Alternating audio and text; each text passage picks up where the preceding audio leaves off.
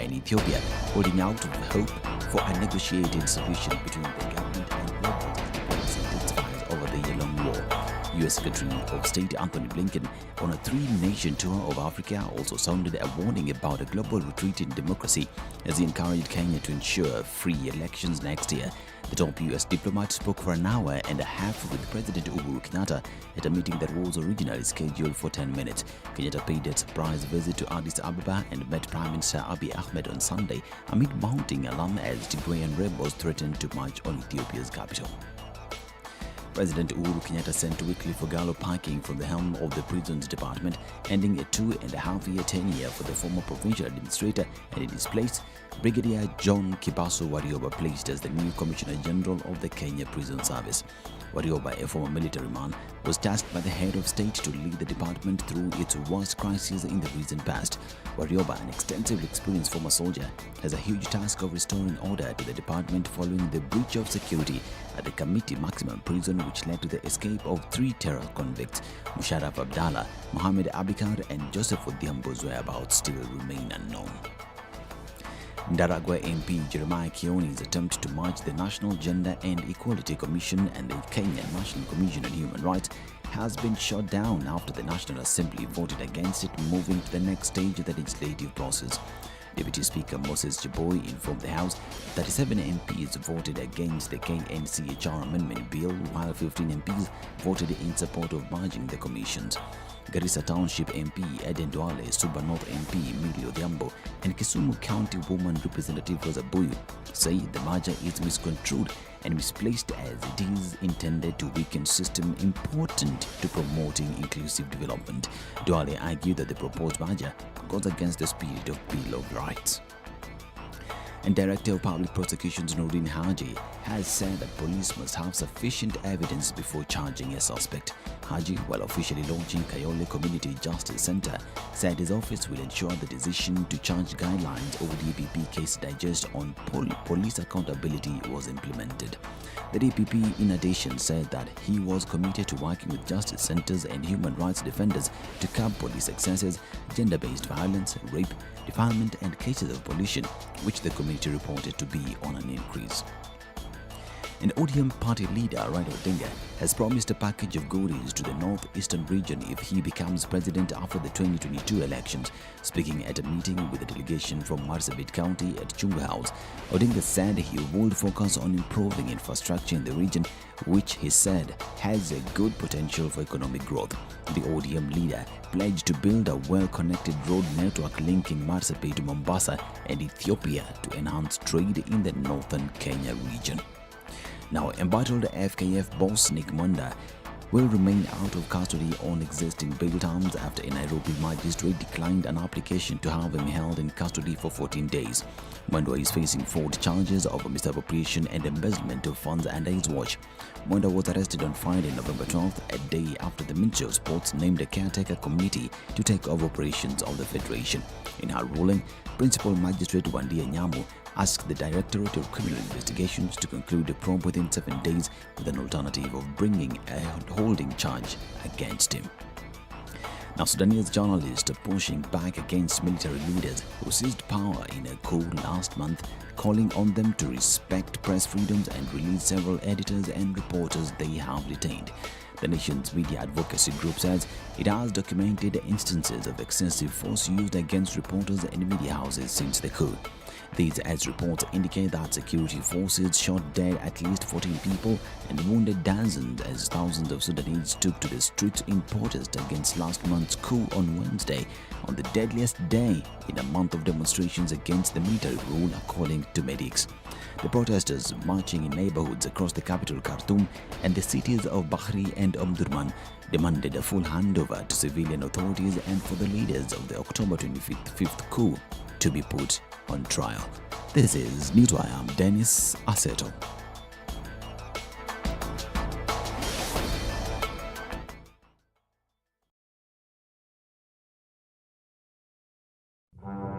No, you know, this wheelbarrow, how can you give people wheelbarrow?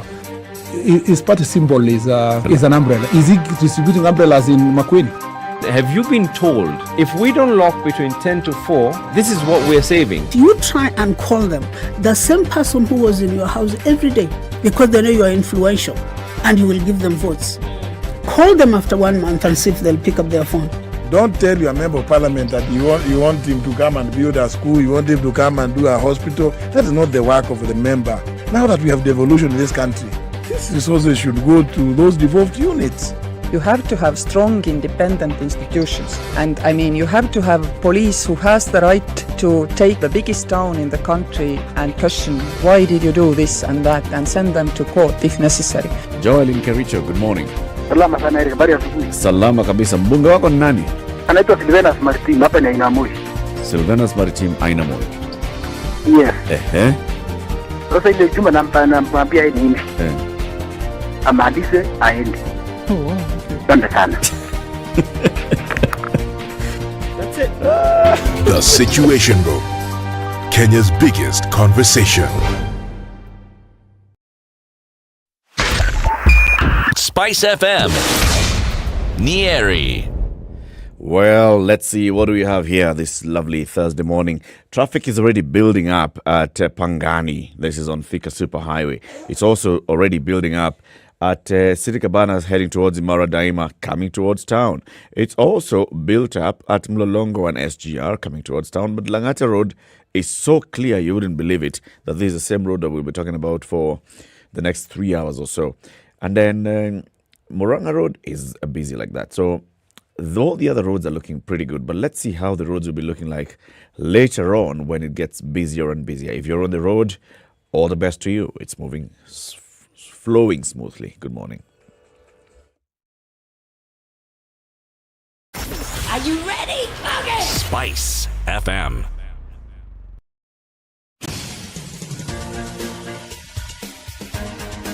This is The Situation Room, the home of hard-hitting political commentary and penetrating insights about the state of the nation. This is a talk radio experience like no other. The Situation Room, a place for hard truths, debates, and elevated conversations. The Situation Room, witty, political, engaging, deep, controversial. In the room, we have C.T. Muga, researcher, academic, seasoned political observer, a fountain of wisdom in these politically uncertain times. Ndu Okoh, Nigerian by birth, Kenyan by choice, communications expert, Pan-Africanist, a truth seeker and believer in people power, and Eric Latiff, agent provocateur, the man in the chair, seasoned journalist, news hound, a man who believes in punching up, not down. This is The Situation Room. It's the 8 minutes only after way 6. to... Good morning. How are you doing? It's the 18th day of November 2021, first Friday of the week. It's Happy Thursday. Welcome to Kenya's biggest conversation, The Situation Room. We said Ndu will be back on Monday, hopefully. So, Eric and CT with you from now until Tamati. Good morning, CT. Good morning, sir. How you doing? Very well, thank you. Did you have a good day? I did. Okay. I even had a good evening. It morphed into a good night, and now here we are having a good morning. Karibu sana. It's good to see you. San Ndugu, it's good to see you too. Always a pleasure. Eric, unataka kusimama kiti mahali? Is it possible that you have heard the call? I'm listening to my people. Where my people say we go, that's where we shall go. It is always a good thing to listen to one's people. Yeah, it's always important not to do things just by yourself. Pay heed. Yes. Yes. Yes, it's important. I think I may actually follow your lead. I may also listen to my people. You better listen to your people. It is in my interest. My friend. If you don't listen to your people, they'll come back and tell you, but you didn't even ask us. Did you ask our opinion? Did you ask? So what's your issue? What are you talking about? We don't even know. We don't know you. Very true. Yeah, we do not know you. Welcome to Kenya's biggest conversation. We'll have some interesting conversations today. It's Thursday. It's Justice Thursday. We'll be talking about a justice system that's fit for children. And a person who's really, really, really passionate about this in the judiciary is one Lady Justice, Teresia Madeka. And Justice Teresia Madeka, we've spoken to her several times on this show on matters of justice for children. She will be joining us in the studio at 8 o'clock. We will ask ourselves, so do we have a system that is actually suitable for children?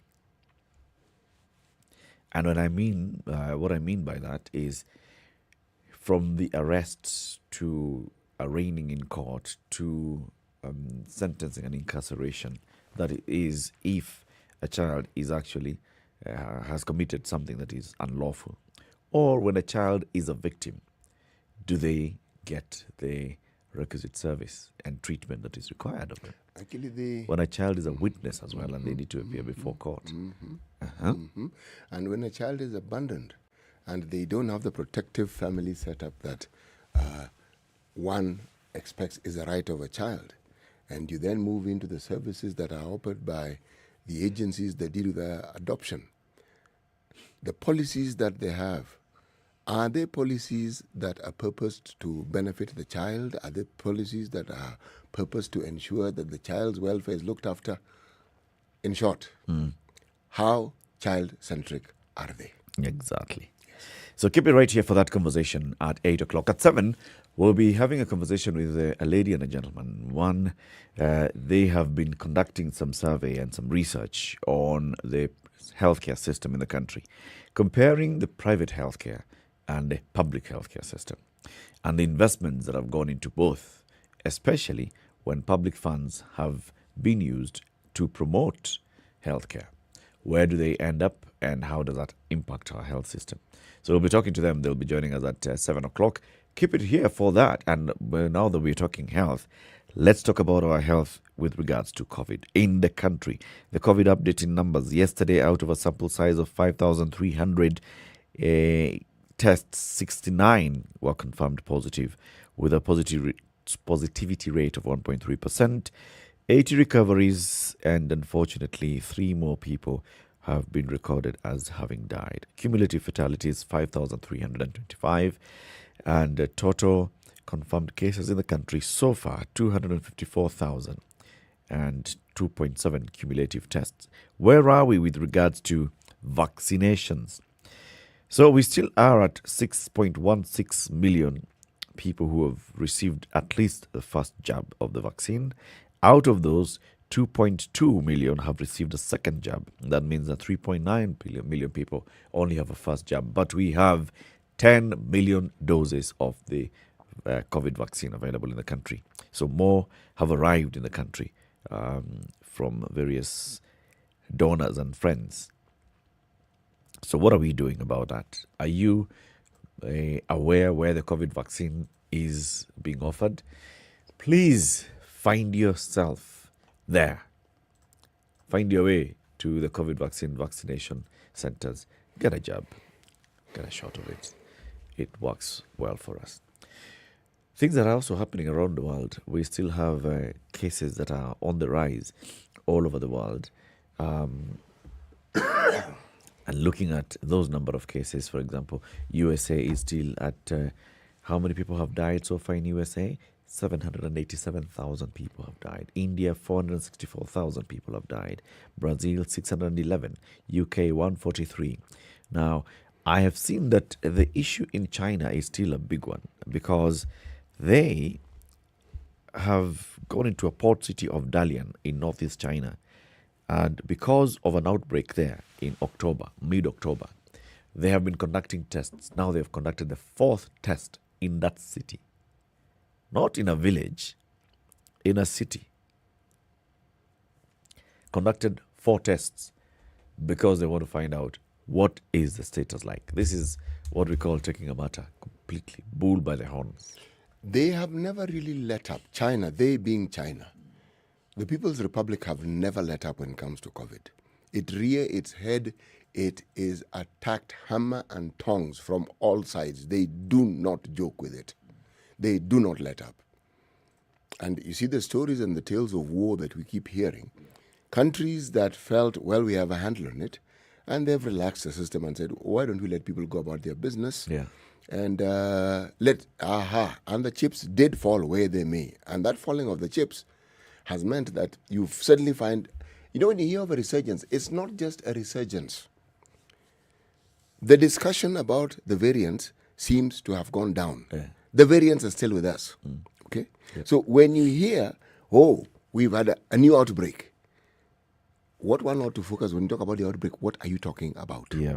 Which variant are we now seeing? Yeah. Or have we now suddenly come across a completely brand new variant that we hadn't seen before? Yeah. A concoction of the one that already exists.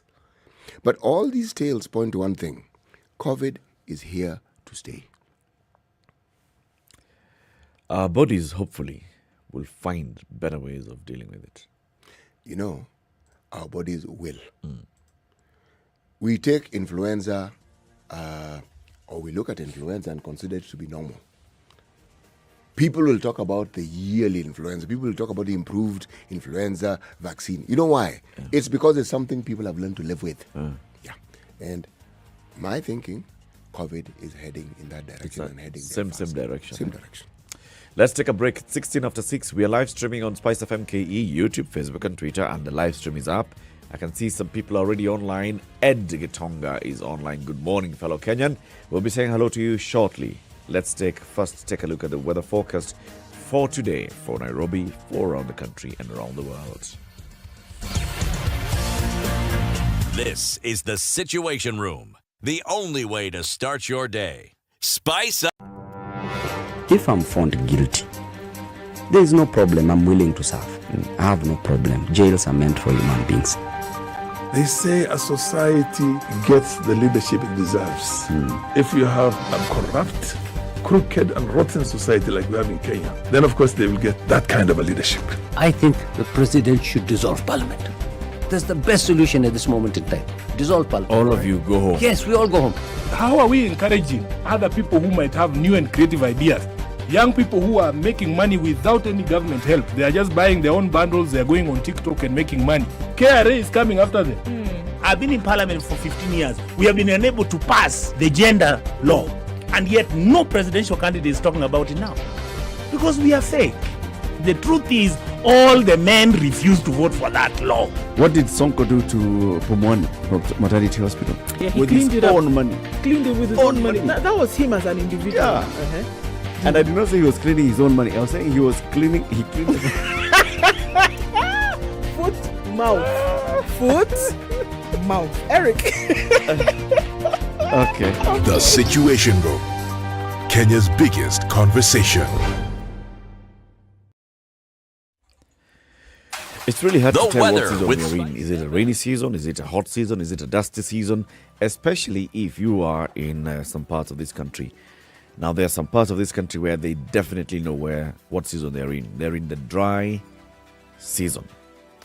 Nairobi will have a cloudy day at 26. Mombasa, sunny day at 32. Malindi, sunny day at 31. Nyeri, clear skies at 25. Nakuru, clear skies at 28. Kisumu, clear skies at 31. And Western Kenya, we have Kakamega, clear skies at 31. And Eldoret, mostly clear skies at 25. Kampala, Uganda, mostly cloudy skies at 29. Dar es Salaam, sunny day at 32. Johannesburg, South Africa, 30 with cloudy day. And then if you look at Lagos, Nigeria, partly cloudy at 32. Kinshasa, DRC, mostly clear skies at 32. London, clear skies at 14. New York, clear at 14. Paris, clear at 11. And Beijing, China, is foggy right now at 6. The temperatures are going to rise as we head towards the evening at 12. And then at night, they will drop to 2 degrees.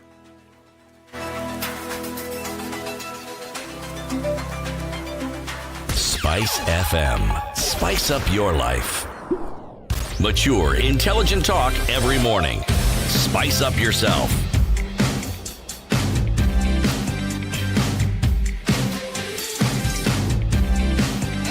Mornings done right. All right. 94.4. After 6, and this is Kenya's biggest conversation. Live streaming online on all our platforms. I can see Abdulkadir Abdallah is awake and he's in Komarok. He says, good morning, CT. Good morning. Stanley Ngashe Stan. Good morning, Situation Room team. Good morning. Eric and CT. Nakaribishwa Juja Farm. That is the Mount Kilimambogo view. Eric, you really, we must take a a trip to that Mount Kenya Safari Kilimambogo view, isn't Mount it? Kilimambogo? Yes. Yeah, certainly. Just take a photo and let's see this view, especially at this fine moment when the sun is rising. Moshidi Ingrid, good morning, watching from South Africa, Limpopo. Welcome, Moshidi. Ed Gitonga, where are you today, Ed? You keep moving up and down, so let us know where you are. David Kimingi Kioi, Githunguri is tuned. Sam Shemongwai tuned in from Nakuru. Phil F. Collins up and ready to crush some goals. Following from Embakasi, Odero Jr. is in Kinoo. Peter Ongera Nawacheki from the Luke Kenya railway station. And Rufo Muthui tuned in from Nanyuki. Kariz Babake Chris is tuned in from Gong. Alex is also in. David Kerio Subukia is tuned in from Subukia. Tuned in, Vincent Ogutu, welcome. Joshua Monguru Ishmael kutoka Kisii Milimani Kinyozi, tuned in. And Bedi Asli Macha is well represented. Pascal, we see you. Makwara Western, good morning. Good morning, everybody. Welcome to today's Mpango.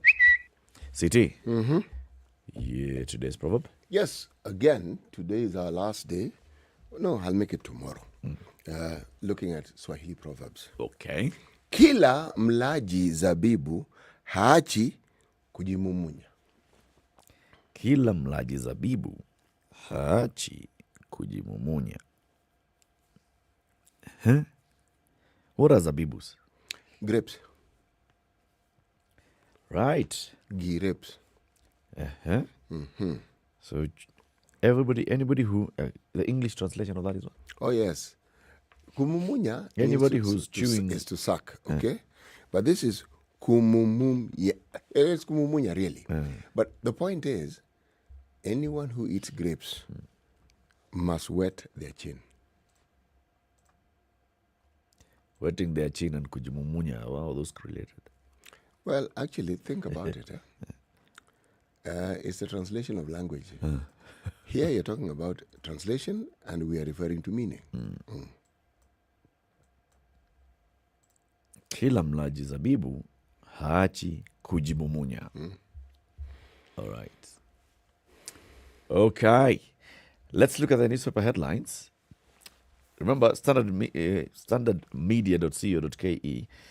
You can get the Standard e-paper very, very easily at 20 shillings a day. The hard copy is 60 bob. The online copy is 20 bob, and it has the same content.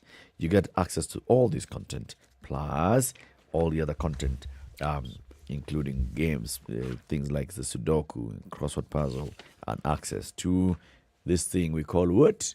We call it the archives.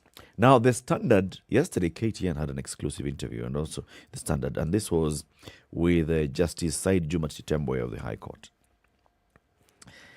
The day before yesterday, a couple of days, Governor Mike Mbuvi Sonko, on his social media platforms, released a series of videos in which he was alleging that he said there is corruption in the judiciary. And the videos are basically just hidden camera videos that were recording conversations that are taking place between various individuals in various different sittings. One of them has the said judge in the frame. Another one has somebody who is referring to this judge in the frame. So the judge yesterday came out and said, first of all, I was aware of these videos even before they were released. And one of those meetings where I was filmed, yes, I was in a meeting. But it was a completely different thing than from what is being portrayed here. He says, the videos,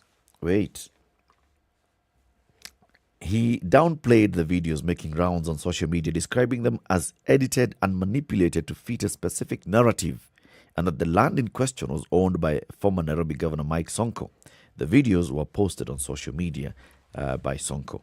I have no problem, he said. Let the videos go round because they are edited to fit a particular narrative. Some parts have been left. I knew about the existence of these videos in July.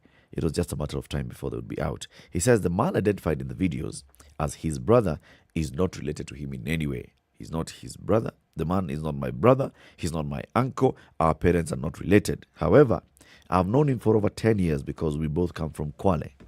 While dismissing the accusations, the judge questioned the motive of sharing the videos online, saying whoever had any accusations to make against him is free to lodge a complaint with the Judicial Service Commission. So he says, on this particular day, a consulate official of a foreign country had asked him, Judge Chitembwe, for advice on a piece of land that he was to buy from Sonko. Consulate official wants to buy a piece of land or from Mike Mbuvi Sonko. The judge says, this consulate official pleaded with me to allow him come to my house with a politician whom I had cut links with earlier. He was afraid he might be conned. I allowed the three of them to come to my house. The land in question, he says, was at the center of a dispute after a petition challenging its ownership was filed in court. We are not trying to compromise any court case on that day. No. What they were trying to do is they were pursuing appellants, asking them to withdraw the case for an out-of-court settlement. He says that the video was taken by the consulate official, a close friend that he had known since the 90s when he was practicing law. I did not know it was a setup, but from my own analysis, this consulate official, who is a known friend of mine, was used to find a way to come and record me in my house. He says he's been friends with his former governor for years. This is Sonko. The relationship took a different turn when Sonko filed a petition barring Governor Anne Kananu's swearing in. He says the judge reduced his interactions with Sonko in December when this petition was brought before him, Judge Chitembwe, and two others. Remember, they released a ruling and said, no, let the swearing in continue. And Sonko was not happy. It was not coincident that the videos are released on the day of Anne Kananu's swearing in. He was angry that the petition did not go through. He is on record asking why I dismissed the case, yet I am his uncle. The videos were released out of anger. That long story, what do you pick out of that? What is your take-home message? You know, I find it's disturbing. What I find disturbing is that this matter of recording people while having a conversation when people are off air speaking confidentially, it's something that has been associated with the former governor time and time again, number one. Now, Justice Chitembwe's name has appeared in the press or in the media in the not-too-distant past in fairly adverse circumstances. Yeah. But these are alleged adverse circumstances. Yeah. There is nothing that has been provided that can lend itself and can even be referred to as proof regarding what has been alleged. However, the problem with a tainted name, even if it's based on allegation, it is a tainted name. That is one. Secondly, what the impression I also get is that if you happen to be in the public domain, if you are a high-ranking government official, if you're a government official, there is perhaps great need to take caution and to be careful about the people you consort with. Okay? The people who fall under the broad label of politicians, clearly, in my mind, and Sonko being the person who seems to lead this particular brigade, have no limits as to what it is they are willing to do or what tactics they are willing to actually engage in order to achieve a desired end. Yep. Yes. Now, that is what I have found distasteful. That's true. Now, Sonko did not go to court, did not go to the police, did not go anywhere. He went to the court of public opinion by releasing these videos. It's a lethal place to take anything. And not even saying anything. There is corruption in the judiciary. Pop! He releases them. Okay? So the public consumes this information and forms their own opinion. Now the judge decided to come and respond to this particular court. He gave it wheels. In public opinion. So now that we are members of the public, let us now interrogate. Okay? The Honorable Judge C.T. Muga and the Honorable Judge Eric Latiff presiding. Chitembwe says there's a matter that is in court regarding ownership of a piece of land. There's a friend of mine, somebody I have known since the days I was a lawyer, practicing as a lawyer. There's another person, he's a friend of mine, called Mike Mbuvi Sonko. I haven't been interacting with him because there was a case that involved him that was in my court. Yes. But during that whole season, friend of mine, who is a consulate in a foreign embassy, calls me and says, you know Sonko, your buddy, he wants to sell me a piece of land. And I have issues about this piece of land. Can I just come and meet you? You, as a judge, you decide, okay, come. And he says initially he did not want to meet them, but I was like, okay, you guys just come. They come. And he's aware that there's a matter in court. As a judicial officer, he's aware of this. He's also aware that these two people are trying to conduct a transaction. Then he says that they were here because they want to ask the person who has gone to court to withdraw that case, and they have an out-of-court settlement, the appellant. But he says, we are not trying to interfere. So what are you doing? So what was it like in this particular case, Honorable Judge? What do you think the particular appellant here, the accused, was trying to do? Was he trying to be mzee, like trying to mediate and say, okay, yeah, you know, you guys, I understand the law, I understand the process of the court. So what I'm asking you to do is, if somebody is, as the judge claims, somebody falls in the category of being in an association you refer to as a friendship. Your own private residence is a safe space you believe or think within which you can actually have a conversation. Yes. And the detail, the wherefores of the law and how it works in such a case and your role in it is best explained in such a place. You say, look, folks, given my position, what I do, and given that this matter is in court, let me just walk you through it. Yes. These are the do's and don'ts, okay? I cannot do this. I cannot. It simply will not happen. Yeah. But as my friends, I can advise you in the following way. Yes. This is the path that I would advise you to follow. Questions are asked. I say, no. Legally, this is what you ought to do. This is what you cannot do. And this is the path you need to follow. Now, when you're having a confidential private conversation in your residence, you will talk about many things. You will talk about things. That's why it is confidential, which in the privacy of your own home, you can talk about, hopefully, freely and securely. The last thing you expect, and we all have such conversations with people. Yes. The last thing you expect is this conversation that you're having in private to be aired out in public. Without the context, without the details. You see, everything that we say, even in this work that we do, if it isn't contextualized, goodness gracious me, it can be brought out to mean anything. It can take any kind of meaning. Yes, it can. Yeah. So, when the justice prefaced his conversation and said, these are people I know. I come from Kwale, as does Mike Muga Ndu Okoh. He even calls me uncle. Yes. Okay? This envoy is somebody I know. So, it's a conversation among friends. I know this person, I want to buy land, but you know this person also. Yes. It's a good position to be as a mediator. This is a friendly chat.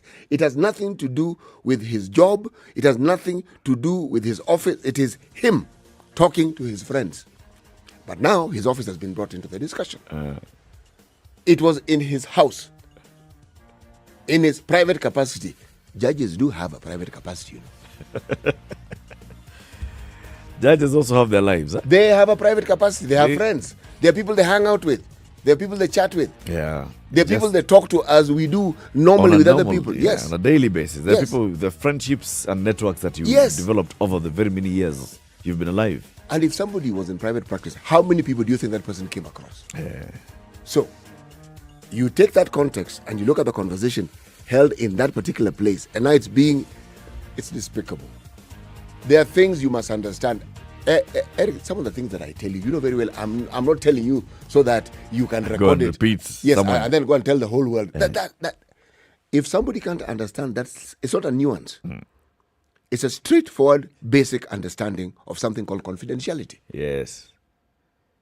Now, if you can't understand that and you're an adult, then there is clearly a problem. It's 25-7. The matter is out there. It's in court of public opinion. Let us see where the scales will fall. Is it on the Justice Chitembwe side or on the Mike Muga Sonko side? This is the Situation Room The only way to start your day. Spice up your life. Follow your dreams to the land of the rising sun with a host of academic opportunities to pursue your undergraduate and postgraduate studies in Japan's leading universities. Visit www.studyinjapan-africa.com to find out how you can enroll to the program.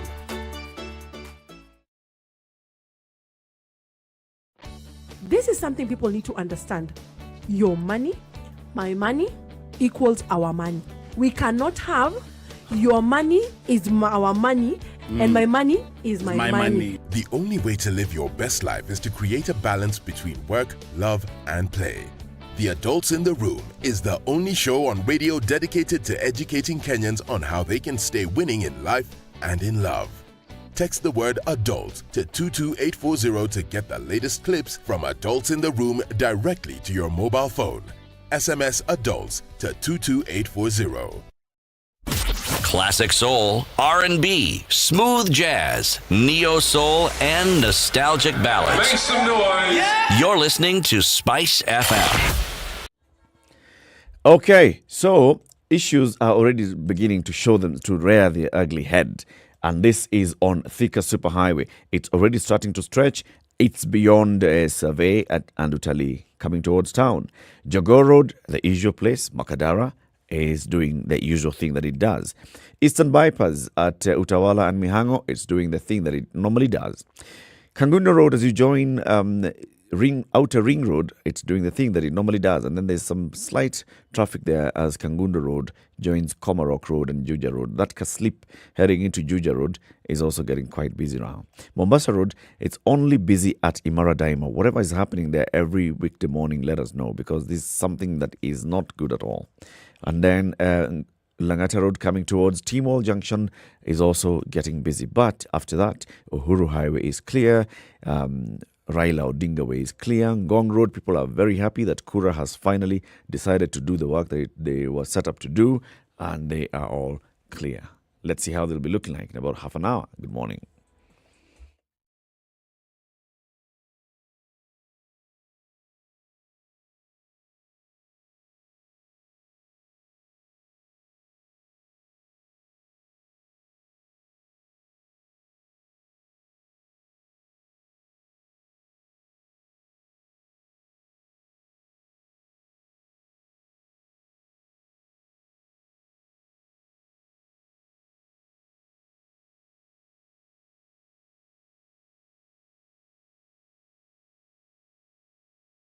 All right, so City, you want to tell us about Prison Break?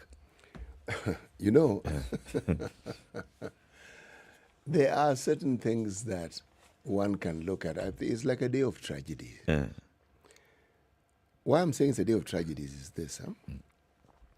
So many things coming together at the same time. Some not related, but somehow you get the feeling that maybe at some they're related. Maybe it's you, it's I. I am the one who perhaps doesn't understand what the relationship is. But there's something that I have seen that I have found particularly to my taste. Not that the head of prisons has lost his job and has been replaced almost immediately. No, it's not that.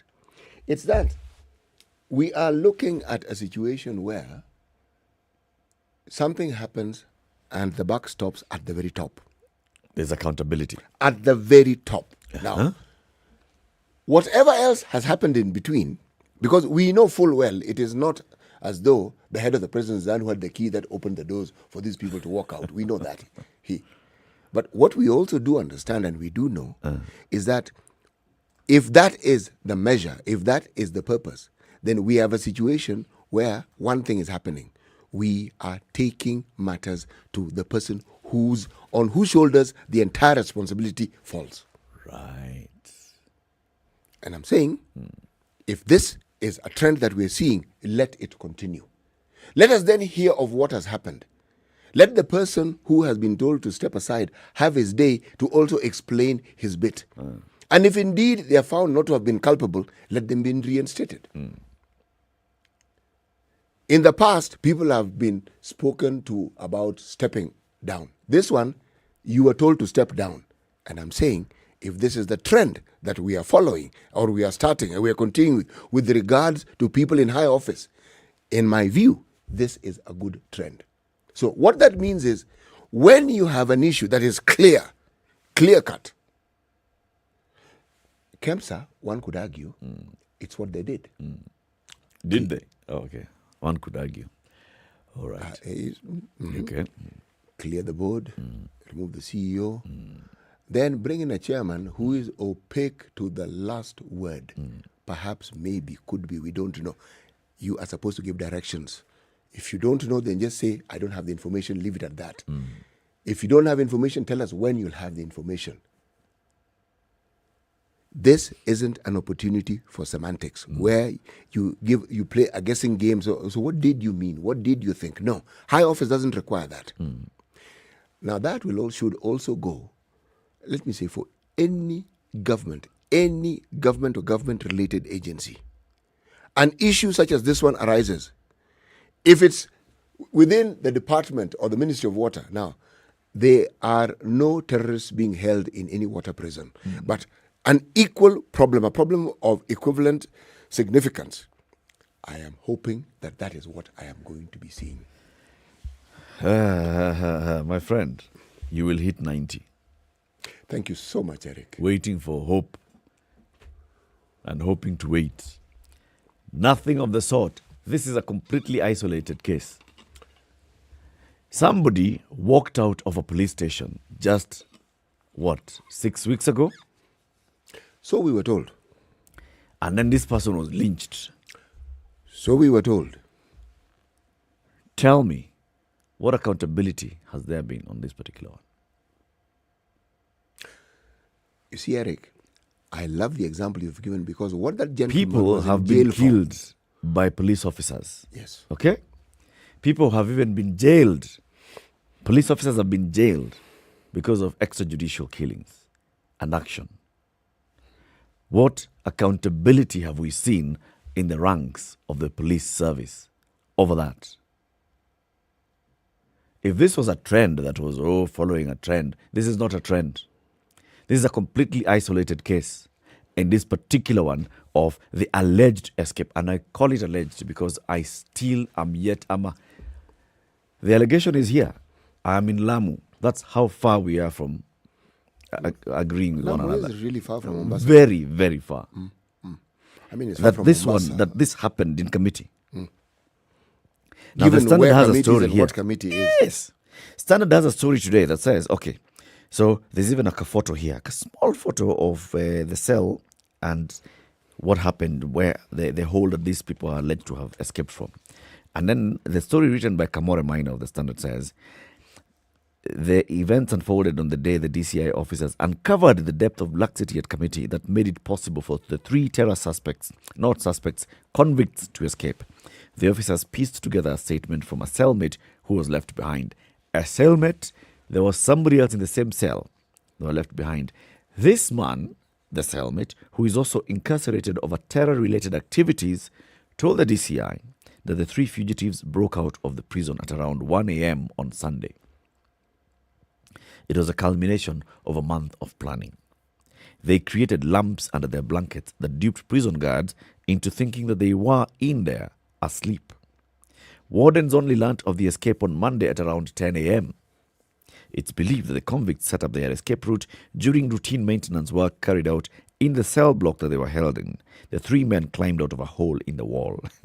This witness to the escape told officers that he did not leave because he was optimistic that an appeal against his conviction, which is pending before the High Court in Nairobi, will succeed. Some investigators are, however, not convinced about his reasons for staying behind. So there's a chap. Does he even exist? Who is also a terrorist. Okay? He's in jail in maximum prison with 3 other terrorists who escaped. He's also a terrorist. He has lodged an appeal. But he sees these guys leaving. He knows the plan. They leave. He sees them leaving. But he's thinking, me, I have an appeal that is coming. I'm sure that appeal will go through. So I am not going to escape from prison. The problem with that situation, Eric, is that so many strange things are being reported here. And we all know that sometimes truth is even stranger than fiction. Yes. Okay? But the only problem is that this saga is unfolding in a country called Kenya. And because it's in a country called Kenya, my knee-jerk reaction as a Kenyan is to disbelieve everything I am reading regarding this. And I'm saying, no, not possible. Security forces take the time and pain to trace these people, piece this thing together, take them to court, and they're in jail. Yes. And then it is very easy for them to escape. How did they actually even dig and up to the dig a hole in the Let wall? me tell you how they need. He was speaking on condition of anonymity. The DCI officer who spoke to the Standard. He says the man had an injury on his right hand, which would have made it difficult for him to scale the prison's high walls. Officers believe the drilling of the hole in the wall, which the three fugitives are believed to have used, may have started over a month ago when some inmates in the masonry department were contracted to carry out maintenance work on Block 6A, where the three were being held. So inmates in masonry are contracted to carry out some work. No debris was recovered from outside or inside the cells when the crime scene investigators arrived at committee. At the same time, the block received a facelift with the cells repainted and white wallpaper added. Police believe the fugitives knew of the structural gaps and they exploited them to escape. How did they know? Investigators say the three men used blankets to make a rope, which they anchored with broomsticks to scale the prison's walls. They further believe the escape could not have happened without the knowledge of some prison wardens. Tell me another story. It's a tall one. I do not believe. One, it's highly likely, yes, that the three terrorists are not in committee as we speak. But I do not believe that they dug a hole in the wall.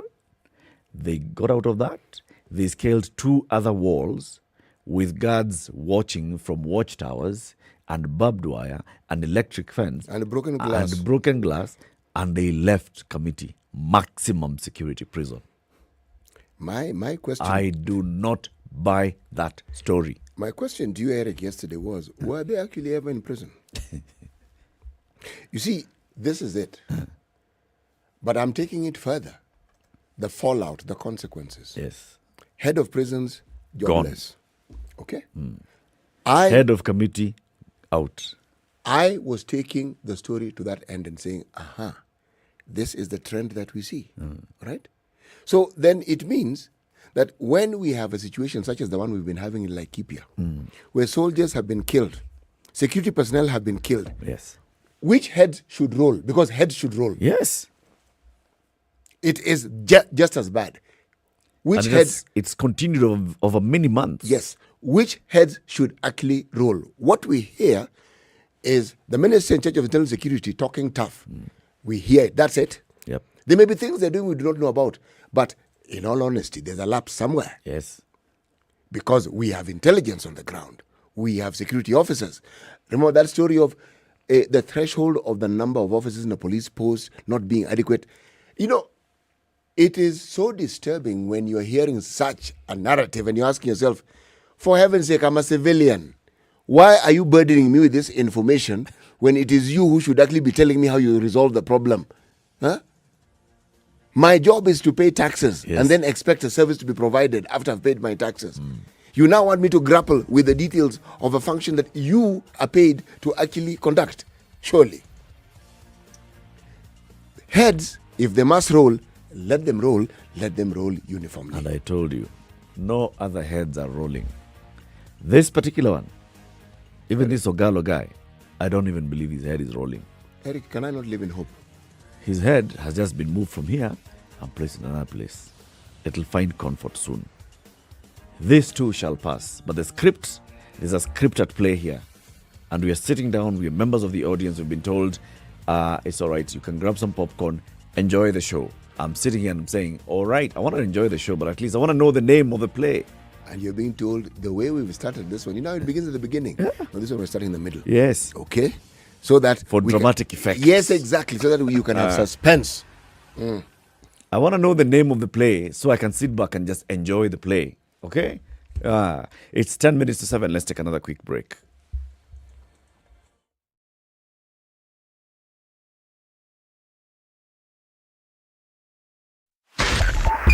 .5 SpiceFM, Kisumu.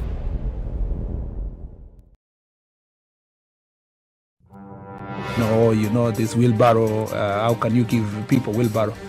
His party symbol is an umbrella. Is he distributing umbrellas in Makueni? Have you been told if we don't lock between 10 to 4, this is what we're saving? You try and call them the same person who was in your house every day because they know you are influential and you will give them votes. Call them after 1 month and see if they'll pick up their phone. Don't tell your member of parliament that you want him to come and build a school, you want him to come and do a hospital. That is not the work of the member. Now that we have devolution in this country, these resources should go to those devolved units. You have to have strong, independent institutions. And I mean, you have to have police who has the right to take the biggest town in the country and question, why did you do this and that, and send them to court if necessary. Joel in Kericho, good morning. Salama sana Eric, habari ya asubuhi. Salama kabisa. Mbunge wako ni nani? Anaitwa Seriousness Martin, hapa ni Ainamoi. Seriousness Martin, Ainamoi. Yes. Sasa ile juma nampambia yeye nini? Amalize aende. Asante sana. There was a story in the day before yesterday. Mm-hmm. Which particular one are you referring to? About this particular judge, Ainamoi MP, Seriousness Martin. He's been in hospital for a while. He has. Yeah, he sustained some injuries after a fall. That's what he said. He fell down the stairs of a hotel that he had gone to attend a meeting, and he's been in hospital. Yes. So sijui kama Joel amejua hiyo maneno. Joel, you should know. A story on page 3 of the Standard today is a story that we've looked at before. But now, at that point, it was just a proposal. Now it's law. Secret lovers will have to prove their deceased partners had maintained them for 2 years if they're to inherit property. Well, the Law of Succession Amendment Bill, signed into law by President Uhuru Kenyatta yesterday, locks such persons from the lists of dependents. It's granting them a window to inherit property. A person not named in the section shall not be a dependent for the purposes of the law unless the person proves maintained by the deceased for a period of 2 years prior to the deceased's death. So mpango wa kandos have basically been targeted in this particular one. This bill was moved by Homa Bay Town MP Peter Kaluma. He's the one who sponsored it. The new provision places a high threshold of proof. Despite the fact that the Amended Act had no such expressly stated provision, it had not included secret lovers within the bracket of would-be heirs. Perhaps a significant loophole was that the old law named former wives as dependents of a deceased. The new law, sponsored by Kaluma, sought to prescribe guidelines for inheritance. It now blocks former wives from inheriting their ex-husband's property by omitting them from the list of dependents. If you're a former wife, and the man dies, inheritance onge. In what could be viewed as a win for men, the new law removes the hurdles that they encounter to inherit property. The previous law only recognized the man as a dependent if the wife had been maintaining him immediately prior to her death. If she was maintaining you just before she died, then you can inherit. If she wasn't maintaining you, then that whole issue of inheritance does not touch you. The Act now recognizes a dependent as spouse and children. Spouse is husband and wife, whether or not maintained by the deceased immediately prior to death. A spouse is a husband or a wife defined by the Marriage Act. So mpango wa kando, who is not recognized by any of these 3 ways of Marriage Act recognizes marriage, is not a spouse and cannot therefore directly inherit. However, if she or he, mpango wa kando can also be a man, if they prove that they were being maintained by the deceased for at least 2 years prior to the deceased's death, then they can qualify for inheritance. Now, how do you prove that this person was maintaining you for the last 2 years? What I see as having happened is a conversation has begun. Because, yes, you've signed it into law, okay? What you've just brought in as a salient point is going to be the subject of very serious discussion because it's upon that all these things hinge. Former wife, previous wife, mpango wa kando, this and the other. Man, it's going to be tedious. And then there's the issue of the children. And if the children are minors, who then is the legal guardian or custodian? It sounds like something was signed into law What I'm saying is a really huge debate has been signed into law. Because one of the things that this law recognizes is that mpango wa kandos exist. Now, what it has then done, it has said we're not institutionalizing mpango wa kando. Okay? Yes. You're not having the same rights as the spouse. As the spouse. Okay? Aha. Now the debate has begun. Who is the mpango wa kando and who is the spouse? Okay? Remember, we function under a duplicity of laws. When we get traditional on this one here, man, this thing, wait and see. Where do you see I've not seen the debate. No. I hear everything that you've said. Mpango wa kando definition, wife definition. I see the the law does not mention mpango wa kando at all. The law steers clear. It is the implication that brings in mpango wa kando. The law doesn't steer clear.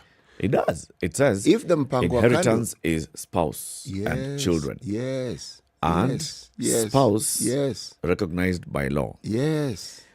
Former spouse, if you can show that you are being maintained. Just look at that. Recognized by law. Yes. Hey. Marriage Meaning, Act. Hey. A Marriage Act has a very clear definition of marriage. Mr. Kaluma is a lawyer. Yes. All right? If one were to look at this thing with a mischievous eye, I would say, this is a man whom other lawyers should thank on their knees because he has given them an avenue for a lot of work in the not too distant future. Come and start arguing cases. This one, let's wait and see. Let's wait and see.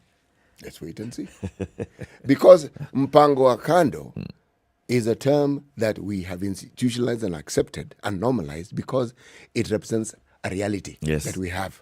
Okay? Now, that reality, you're saying the law has sidestepped. It hasn't. By going out of its way to firm this particular position, they have acknowledged the other one. By implication, we've basically acknowledged. We've acknowledged it fully and said, and we've said we're in Nishida, so we're going to put you aside. Take a side step here. Final story before we go to the top of the hour. Eric, there is something that we mentioned yesterday about the 3 police officers who were jailed. Remember, with regards to the death of one Alexander Manson? Yes. You know, sometimes it's important to give a human face to that whole story. Yes. The long arm of the law. These 3 officers, at the time of the sentencing, had all retired. Okay. Now, one of them, and they're all impoverished, meaning they didn't have jobs. One of them lost his wife last year.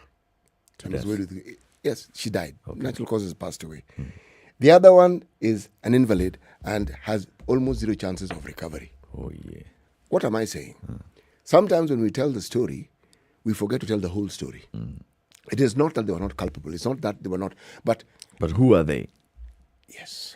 They were police officers who at the time, remember this case, 2012, we're in 2021. You're talking about 9 years later. The reason why I bring it up, Eric, is because the decisions people make at the time which seem convenient. But the truth of the matter is the consequences and the eventual outcomes of those decisions are the things people ignore. Some are obvious, some are less obvious. But one thing that is certain when it comes to issues of the law and given the length of time they take, my friend, you really want to be in a position where you resolve your matters quickly. Quickly. Yes. Because now can you imagine the kind of distress that, especially the invalid, is going through? This matter is out there. Everybody in the village now knows that, you've been jailed. Well, the sentence was commuted for him for a year. Just to start, I think, next year. And basically what the judge was saying is, if you're still alive, yes, at least on this date, if you're still alive on this date, go to jail. And Eric, remember, these people have families, they have children, they have... it's not... There are decisions you want to make and you want to pause, take a deep breath and ask yourself, where can this take you? Where does it lead to? Said my piece. Thank you.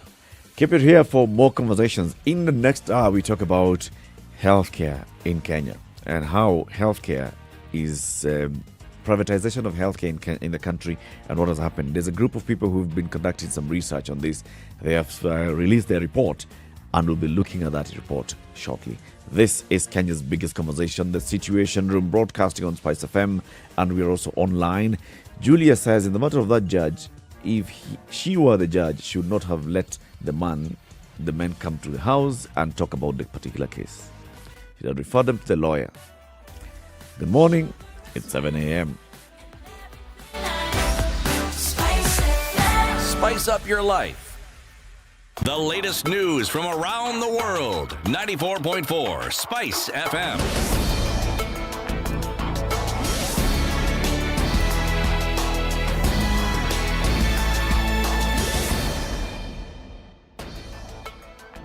Foreign Affairs CS Rachel Obama expressed gratitude for the continued support from the United States government in the health sector, especially now that the world is tackling the COVID-19 pandemic. She said through the continued supply of vaccines, Kenya is almost hitting its 10 million target of vaccinated persons. We discussed multilateral cooperation, especially in the context of the United Nations Security Council. We also touched on the pressing regional issues in our region and on our continent. We looked at the ways in which we could invigorate trade and investment. We touched on peacekeeping, the huge mandate that is required on our continent. And we also touched on environment and climate issues, which are very dear to the United States of America and also to Kenya. We hope that this will be the beginning of many more engagements. U.S. Secretary of State Anthony Blinken says they'll continue to supply the country with vaccines as well as work with the government towards ensuring that the national and international security concerns that affect us are dealt with. The Global COVID Corps, they'll begin with an assessment of any gaps that are hindering vaccination efforts. Critically, help build capacity here that lasts well beyond the engagement of the COVID Corps. Second, on clean energy. Kenya is a model of investment in renewable energy, which now provides 90% of this country's power. We're very proud to partner with Kenya on these efforts. For example, our Development Finance Corporation has facilitated nearly $600 million in investments in wind farms and other renewable projects in Kenya. More broadly, we're proud of the strong economic relationship that our countries have built, which includes about $1 billion in annual two-way trade. Nairobi Governor Anne Kananu has nominated former Mbotela Councillor Paul Mutunga as her deputy. Kananu informed Nairobi County Assembly Speaker Benson Mutura of the nomination, noting that there is vacancy in the office of the deputy governor. Kananu said she made a pick due to his leadership qualities and competence.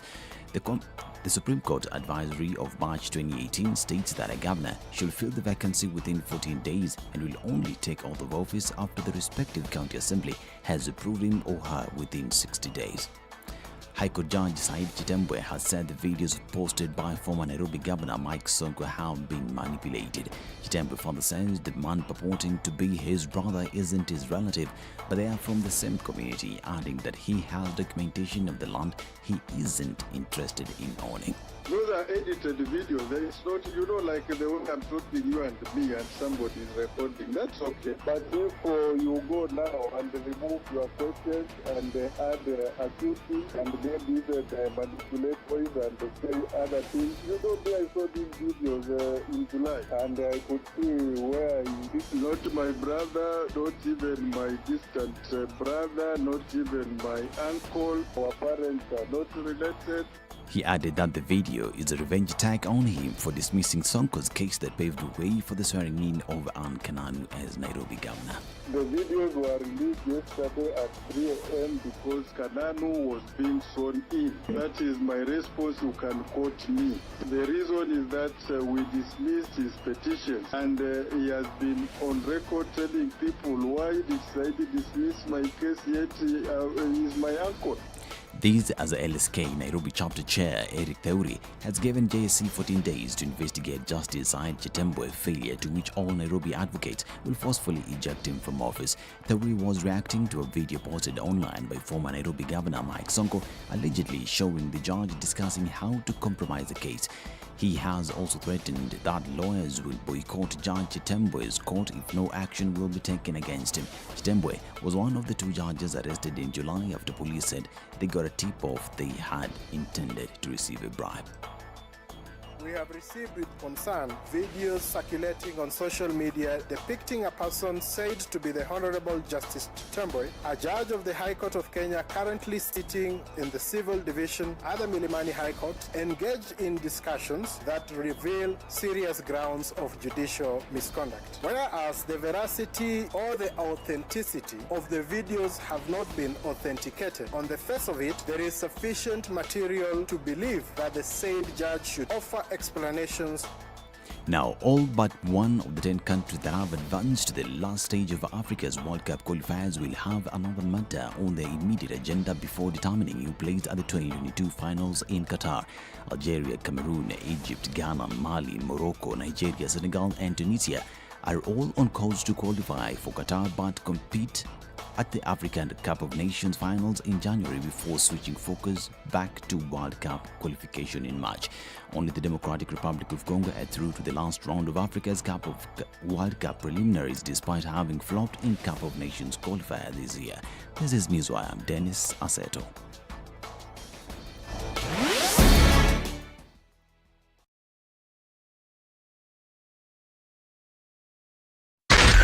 SpiceFM, Nakuru. Okay, what's happening on the roads this morning? Let's take a look. I told you it's going to be busy at 7 o'clock, and now it's very busy at 7 o'clock. Thika Superhighway, the traffic stretches way beyond Survey. It's approaching the GSU headquarters. It comes up to Pangani and into Muranga Road. Kiambu Road, it's the same as you get into Muthui. That usual problem area is problematic this morning. And then when you come to Globe Cinema Roundabout, it's also very busy. Jogoo Road, Makadara, you know what's happening there. There's some bumps and there's a school and children need to cross, so they go to school, so there's traffic. On Mombasa Road, when you begin all the way from Mlolongo, so there's something that has happened now at Mlolongo as you approach the Syokimau Junction. If you know what's happening there, because this was not there earlier or even in previous days, let us know what's wrong with Mombasa Road this morning, especially at Syokimau area. What's happening as you approach the SGR terminal. And Langata Road has started building up all the way to the southern bypass, heading towards T-Mall. And then Gong Road has been clear. But then as you get in towards town, near Haile Selassie Avenue, it starts backing up. Anything that you think we ought to know about and alert others so they can use alternative routes, please let us know via Twitter, SpiceFMKE, and our SMS number is 40127.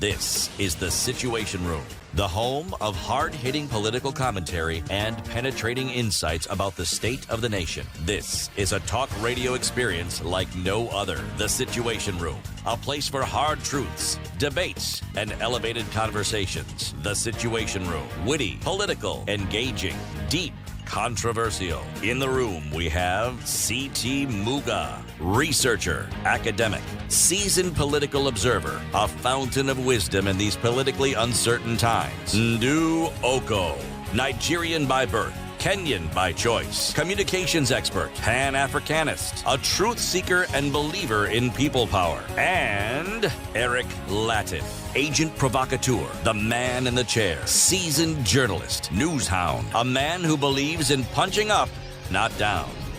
This is The Situation Room, the only Kenya's way to biggest start your conversation. day. How are you doing? It's 8 minutes after 7. Welcome to Thursday. If you're just joining us, it's the 18th day of November 2021. We're here until 10 a.m. Our colleague Ndu Okoh is away this week. Hopefully she'll be back next week. But C.T. Muga and Eric Latiff are with you. C.T. has the day's proverb. It's a Swahili proverb. And its reference point is grapes. Kila mlaji zabibu hachi kumumunya. Now, there are two Swahili words which are very close in spelling. One has an N-Y-A sound, other one has an M-Y-A sound. Now, if you use one or the other, then you change the meaning of the proverb completely. I am using the N-Y-A sound at the end, mumunya. Now, As opposed to? Mumumia. There's a word like mumumia. Yes, there is. Meaning what? Now, that is what I'll tell you in the next hour. Okay? For now, let's stick with... Kumumumia? Yes, there's such a word. Yes, there is Okay. such a word. Okay. In the next hour, you'll tell us what it means. Well, let me say at the end of this hour, I will tell you what it means. This hour. Is that a good compromise? That's okay. All right. It's Now, okay. Mumunya, there are those who believe that the word mumunya means to suck. There are those who mean to crush it. Now, anyone who has eaten grapes knows the grapes have, well, they're the seedless grapes, but most grapes have seeds. So the process of eating grapes involves you actually crushing the, yes. Eric, so as not to keep you in great suspense, okay? The MYA, what do you think? Do you think it refers to crushing, or do you think it refers to... I think it refers to nothing. I think it doesn't exist. Whoever eats grapes, we are taking the view that the grapes are succulent. Yes. At some point will wet their chin. Yes. Whoever eats grapes at some point will wet their chin. Yes. Okay. Okay. Okay? Yes. Right. Titus Muthui, I want to thank you very much for some correction. Yes. There was a story in the papers and we talked about it. We did. It was about an MP who's in hospital. This is the Honorable Chepkut. He is the MP for Ainabkoi. Not Ainamoi. Not Ainamoi. The Ainamoi MP is Sylvanus Maritime, and that's the one who was referred to by Joel, who says, Amalise? Aende. Let's talk about healthcare in the country and the impact of privatizing healthcare in Kenya. So, some collaboration has taken place in researching what's happening in the healthcare sector in Kenya. And the people who did this survey, the research, and they released a report yesterday, are in the studio with us. One of them is Dr. Nicholas Orago. He's the Executive Director of the Economic and Social Rights Center called Haki Jamii. Dr. Orago, karibu. Asante sana. And then we also have Rebecca Riddle. She is the co-director of the Human Rights and Privatization Project at the Center for Human Rights and Global Justice at the New York University School of Law. Good morning, Rebecca. Good morning. Welcome to the Situation Room. We normally have one hot seat, but because you're two, so you'll share the hot seats. Welcome to the hot seats of the Situation Room. Thank you so much. We first need to understand what this research was all about, but we first want to know Haki Jamii, the organization, the Economic and Social Rights Center. What is that, and what do you do? Thank you so much, Eric, for having us. The Economic and Social Rights Center is a national non-governmental organization that works on the realization of economic and social rights. We were established in 2004 and officially registered as an NGO in 2007. And we have programs around land and housing. We have programs on health, water and sanitation. We have programs on education, and we have programs on research and budget analysis. So if you have monitored evictions in this country, you cannot have missed Haki Jamii, because even currently we're the ones undertaking litigation on behalf of Mukuru Kwanjenga, the people who have been evicted at Mukuru Kwanjenga. And if you also followed the news earlier this year, the demolition of the mosque in Kibos, in Kisumu, and the demolition of the Nubian community settlement in Kibos. We have actually litigated that and given them back their land, and also constructed 83 houses for those who had been evicted. So we work around land, housing, evictions as the main work that we do. But we work on economic and social rights generally, including the right to health, and that's the reason why we are here today. Who finances you? We have support of different organizations that support the work that we do. And we also collaborate a lot with different institutions, like the New York University, that this collaboration has brought us this particular report. Yes. Dr. Are you aware that you've judiciously avoided answering his question? Is it something that you can easily talk about, or is it something that your work doesn't allow you to talk about? No, our work allows us to talk about who funds us. We have different funders for the work that we do, different foundations that fund the work that we do. You want me to mention specifics? How very, very astute of you. Yes, thank you. That is precisely what I'd like you to do, yes. Yes, our work on land and housing is supported by Miserio, which is a German foundation. Yes. Our work on health is supported by the Open Society Foundation, and also New York University, through this collaboration, also support our work on health. Our work on reproductive health is supported by PPG. Planned Parenthood Global, and our work on education is supported by Open Society also. Yes. Do you have any local organizations supporting you? We have partnerships with local organizations and networks. For example, the Housing Coalition is a network of organizations that work on housing in Kenya. So we support each other to do work that we do around land housing. Amnesty Kenya, Open Society, and all those, we work together to ensure that we advocate for the rights of vulnerable in community, and to also ensure that we achieve legal reforms that are actually protective of the vulnerable in our communities. From what you just said, one gets the distinct impression that organizations that are nestled abroad and in other countries seem to be more concerned about our issues than we are. Not necessarily.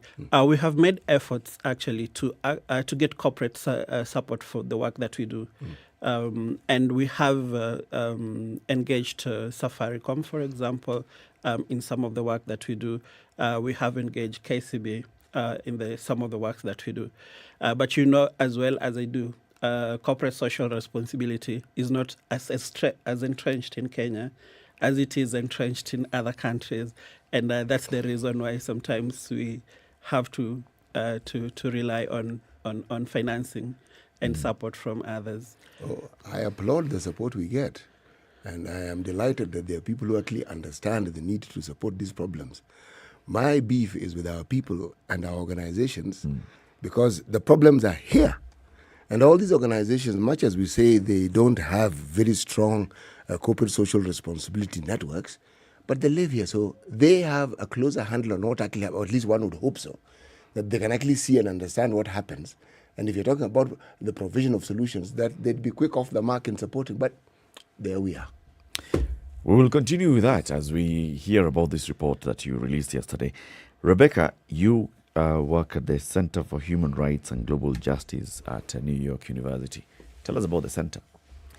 Yes, and I want to also echo Nicholas's thanks for the opportunity to be here today. We're really pleased to have the chance to speak with both of you. So I work at New York University's Human Rights Center. We carry out a number of projects around the world, and specifically I direct the Human Rights and Privatization Project, which focuses on trying to understand in a better way the human rights impacts of privatizing services around the world. There is a real push to move social services and other important public goods into the hands of the private sector for various reasons, and we're trying to get a better grasp on what that means for people, and particularly for people from low-income sectors. This grows out of work that I did previously, working as the senior advisor to Philip Alston in his capacity as United Nations Special Rapporteur on Extreme Poverty and Human Rights. Of course, he's better known in Kenya for his work as United Nations Special Rapporteur on extrajudicial executions. But after that, he spent a while working on poverty. And so I work with him at New York University's Human Rights Center, carrying out projects in various countries. And we were so pleased to have the chance to collaborate with Haki Jami to better understand how things have gone for people in Kenya. When you talk about privatization of Kenya's healthcare, what do you mean? Yeah, clearly the country has not sold off its public health facilities. What we mean when we say privatization is, on the one hand, the government has intentionally sought to increase the role of the private sector in health. A lot of that has come from a push made by development actors to promote the role of the private sector in health. This has occurred alongside underinvestment in the public healthcare system, which often drives people to the private healthcare system. So that combination of a push to increase the role of the private sector with chronic underinvestment in the public system is what we mean when we say privatization, because it has led to a rapid increase in the role of the private sector. And so you see government policies such as, efforts to pursue and sign on to public-private partnerships that bring foreign companies into the medical system, or efforts to include private facilities in national programs like Linda Mama, and a range of initiatives that have really sought to grow the role of the for-profit private sector in healthcare. So it's both in policy, in financing, and in underfinancing the public. Yeah, precisely. It's a push to increase the role of the private sector as a financier. So you have private equity firms from around the world investing in healthcare in Kenya, investing in hospitals in Nairobi. And then you also have a push to increase the role of the private sector as a provider of healthcare directly in clinics. What I find interesting, I have read the report that you put out. What I didn't see, maybe it was there and I'm the one who missed it, but is there a distinction between under-providing for public health care and the mismanaging of what is actually provided for public health care, and how that plays into what we then see as a complete and a near absence of required healthcare provision for those who need it? Those two things: resources, availability, management.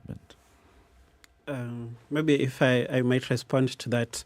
If you look at the country, our country, and the way that it has invested in healthcare, the Abuja Declaration that Kenya has signed on requires that there has to be at least 15% budgetary allocation to health for each and every country that has signed to it. But Kenya has consistently only had half, almost 7% of its budget going into healthcare. And even healthcare has been devolved to, especially healthcare provision itself has been devolved to the counties, while healthcare policy has been maintained at the national government level. But if you see the resources that go to the counties for the actual provision of healthcare vis-a-vis the resources that remain at the national level, we are seeing that even with the 7% that has been budgeted for health, the majority, the lion's share of that money remains at the national government, and very little of it goes to the county governments that have the responsibility to actually make provisions for healthcare. So when you go to the counties, you find that the counties are building some structures for healthcare dispensaries and clinics, but the empowerment of the human resources to provide healthcare and the provision of medicine and other technical components of provision of healthcare is actually missing at the county level. So in essence, the underdevelopment comes with lack of financing, but it also comes with mismanagement of the financing that is available. We have read Afya House scandals, we have read the KEMSA scandals, and we have known that most of the money that goes into health, as in other departments of government, actually gets lost. In essence, you're talking the underfunding itself has made it impossible for people to have effective and quality access to healthcare. And that's the reason why people are now, we say de facto privatization, which means the lack of investment in the public health system then forces people to go to a private health clinic. We had occasion to ask a few people, if you were sick and you wanted to go to hospital, which hospital will you go to? And very quickly they said, I'll go to a private hospital. You ask them why. They'll tell you, one, the private hospital is nearer me or where I am. The public hospital is further. And when I go to the public hospital, I have to make a longer line to get services. So that's a whole day. If you're looking at cost-benefit analysis, you'll go to a private hospital. And also, there's medicine in the private facility as compared to there being medicine in the public facility. So it forces people. The government is not saying you have to go to private, but the circumstances force you to go to a private institution. Tie this up for me, okay? Yes. In your report, there is an implication, if not a direct statement, that seems to be saying this, that the government seems to be investing more in private healthcare than it is in public. Yeah, that's the... yes. Okay. I want you to walk us through it because we know about the Abuja Declaration. Yes. everything you say is absolutely true, but how does that translate into the government funding private healthcare at the expense of public healthcare? Look at the public-private partnerships that we have. For example, this deal we got into to have equipment lease. MES. Yes. The managed equipment scheme. Yes, managed equipment scheme.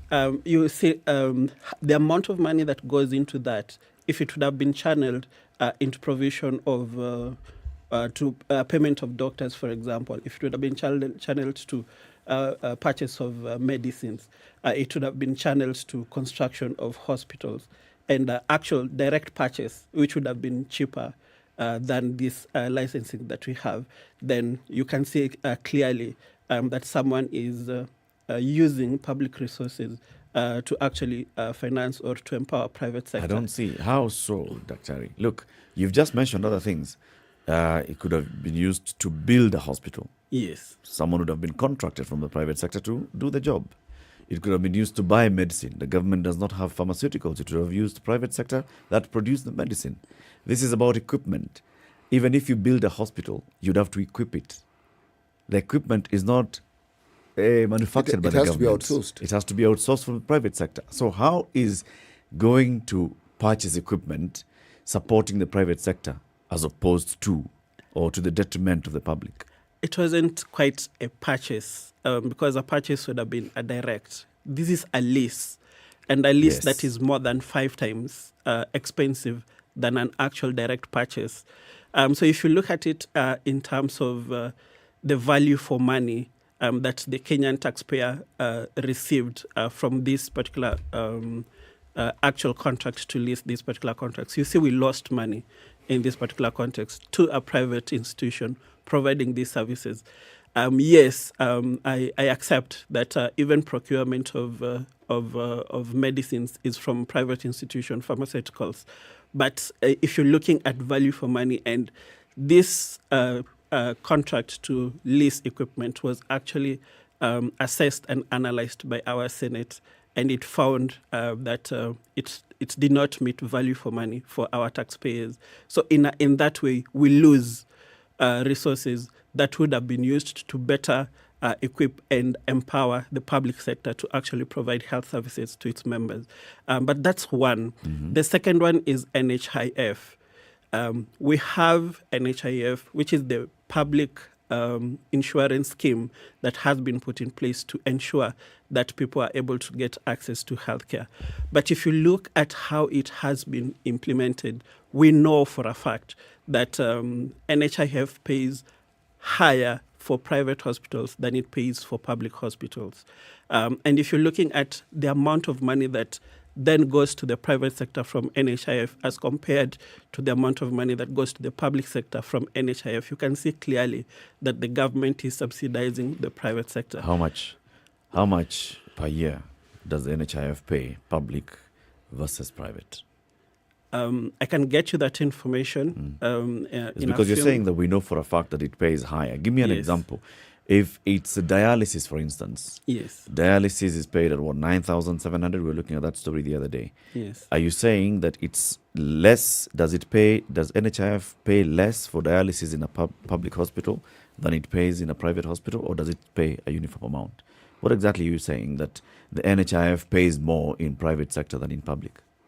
If you look at the total quality of care that someone will get doing dialysis, the amount of money that he'll be charged in the public sector vis-a-vis the private sector, you'll see that the cost of dialysis in the private sector is higher, almost 12 times higher than the amount of money that you'll pay in a public hospital for dialysis. And that means if you're using NHIF will have to pay the private facility 12 times higher than it would have paid. Does it, Dr. Rago? I thought Dr. Rago, it pays a standard fee, whether in public or private. It's not standard. Even if it isn't, Dr. Rago, healthcare in the private sector will always be more expensive than the public sector. So if indeed you have an NHIF cover and you go to a private hospital, whatever matrix they use for paying, whatever system they work out, if you are in the private sector, you're in a private healthcare facility, you will pay more.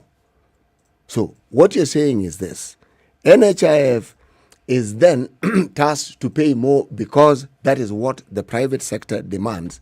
So because of that, public resources are actually being taken to a private institution as opposed to a public institution.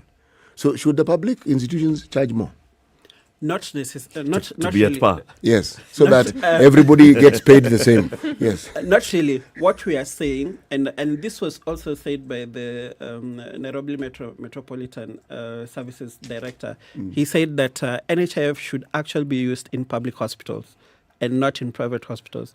One, to encourage people to use the public hospitals, and two, to channel those resources to the public sector so that the public sector can then use the resources to improve healthcare. Terry, you know, you're now walking into the very, very murky and thorny realm of people's rights. Because you cannot tell people that you have this facility you've paid for, and you must.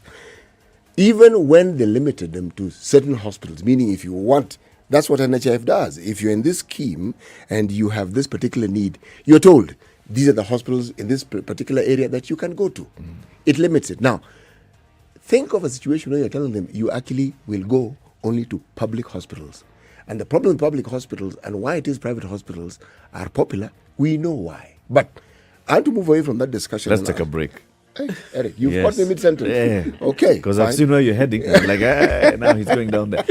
7:30. This is Kenya's biggest conversation, the Situation Room. This morning we have with us in the studio Rebecca Riddle. She's the co-director of the Human Rights and Privatization Project at the Center for Human Rights and Global Justice, New York University School of Law, and Dr. Nicholas Orago, the executive director of the Economic and Social Rights Center, Haki Jamii. We are talking about impact of privatizing healthcare in the country. We'll be back shortly. This is the Situation Room, the only way to start your day. Spice up your life. Halo, umesikia? Nimesikia nini? Hujasikia habari? Hebu acha nikuambie. Kile kimetokea. Hello? Hello? Hello? Don't wait for hearsay. Dial *550*1# to read the Standard e-paper from the convenience of your mobile phone for only 20 shillings from your telecom line, and stay up to date for a reliable source with over 100 years of experience with no additional data charges. There are thousands of jobs in construction and real estate waiting just for you. Listen to 00 Direct from 10 a.m. this Saturday on 94.4 SpiceFM, streaming live on standardmedia.co.ke. Jobs in construction and real estate, a special 00 Direct with me, Olivia Otieno, brought to you by Mabati Rolling Mills. MRM, 60 years of quality building solutions. Ukiweka, umeweka.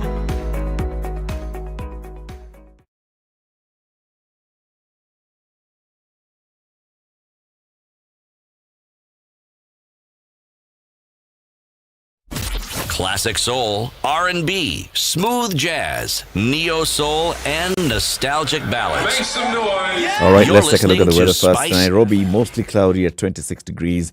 In Mombasa, it's going to be a mostly sunny day at 32. In Eldoret, clear skies at 25. Kakamega, clear skies at 31. Nyeri, clear skies at 25. Nakuru, clear skies at 28. Malindi, sunny day at 31. Kisumu, clear skies at 31. So it's just clear skies all around the country today, and maybe some areas that will be sunny and cloudy. Now, Kampala, cloudy day at 29. Dar es Salaam, sunny day at 32. Kinshasa, clear skies at 32. And then let's get out of this East African region, go to South Africa, cloudy skies at 30. In Johannesburg, Beijing, China is still foggy. The temperature is at 6 degrees now. It's going to rise to 12 and then drop sharply to 2 degrees. London, clear skies at 14, dropping to 8. New York, clear skies at 14, dropping to 12. Paris, France, clear skies at 11 and then dropping later to 3. You know, when you see someone being jailed, a governor or two or someone who stole, then people will fear. Because our problem is not the borrowing, it's the stealing. We've become actually a nation of thieves. The only thing we lack is an opportunity to steal. The guys who quote the Bible and say, I'm a Christian and all that, and you know they're thieves. Return what you have stolen 4 times. If you know that you have property or anything that you have stolen, just return and say, my God does not allow me to hold stolen things. We are also a reflection of you, because you elect us. You know, we don't get into our office by ourselves. We are a reflection of the people who elect us. We don't want to go to the streets. We have a constitution that enables us, assert our will. When the legislators are now being taken as hostage by the executive for whatever reason, we are now bound by what they want us to do. This is just outside the realms of reality. We have impunity written into the DNA of our political class. How old were you when you learned that Jeshi la Wokovu is Jeshi la Wokovu? I can't say it very well, but ni mtu wa Jeshi la Wokovu. And everyone knows.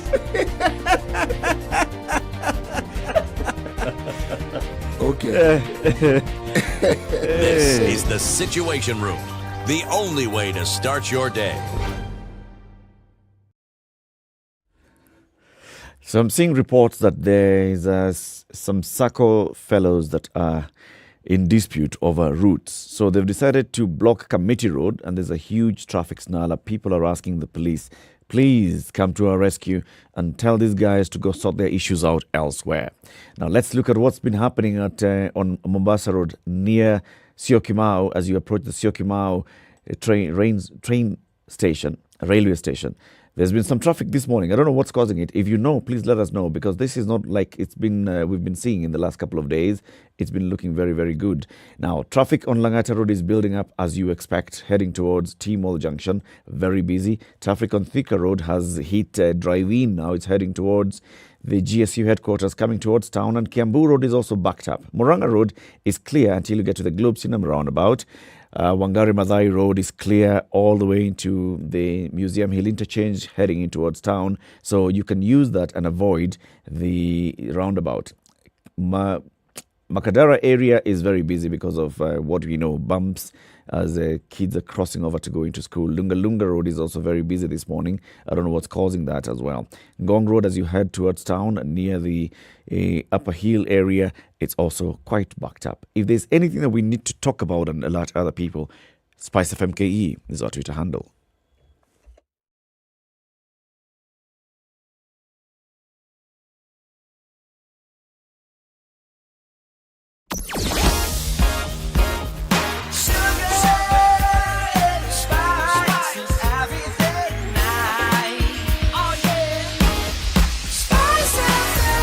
Spice up your life. Mature, intelligent talk every morning. Spice up yourself. 23 minutes to 8, the conversation continues. This is a Situation Room on SpiceFM, and also broadcasting and live streaming the show online, SpiceFM KE on YouTube, on Facebook, and on Twitter. We are discussing a report titled Wrong Prescription, the Impact of Privatizing Healthcare in Kenya, authored by Haki Jamii and the Center for Human Rights and Global Justice at New York University. And the co-authors are with us in the studio, Dr. Nicholas Orago, who is the Executive Director of Haki Jamii, and Rebecca Riddle, who is from the Center for Human Rights and Global Justice at the New York University. City, before you took the break, I cut you off mid-sentence. Actually, Dr. Orago seemed to have also divined the direction I was heading towards. Okay. And he wanted to ask his question or respond. So, Dr. Orago, over to you. Thank you so much. Yes, we were discussing about you had some out of court settlement here. Yes. Public versus private, and I was asking in the context of NHIF, and I was saying that if you look at where we are now vis-a-vis where we were before 1990 structural adjustment programs, all of us used public health facilities, all of us used public schools, and public services made us equal because we could access services at the same rate at all the public service places that we went to. But with the structural adjustment programs and the reduction in government social expenditure that was forced on us by the international financial institutions, we had, in essence, creating a gap where government resources, social financing went down, And because there was a gap that was then created because of that lack of financing, then we had the private sector coming up to take up the space that was left. And so we have almost a divergent system of service provision where the rich have access to very high quality care and the poor have access to very low quality care. And that's what we need to go to respond to and go back and address. And that's the reason we're asking for more investment in the public service. Daktari, I am one of those people who keeps talking about this. I say public funds should not go to private, either in education, yes. in health. But there's no policy that does that. Even when you talk about the 90s and then the SCPs came in, there's no policy that decided to defund the public health sector or the public education sector. No policy. Actually, Daktari, what you say has a lot of truth to it. But if you look at the changes, you asked me off air, what changes did we see? Well, what we saw was something very simple. Government employees, state employees became businessmen. And they became one and the same with businessmen.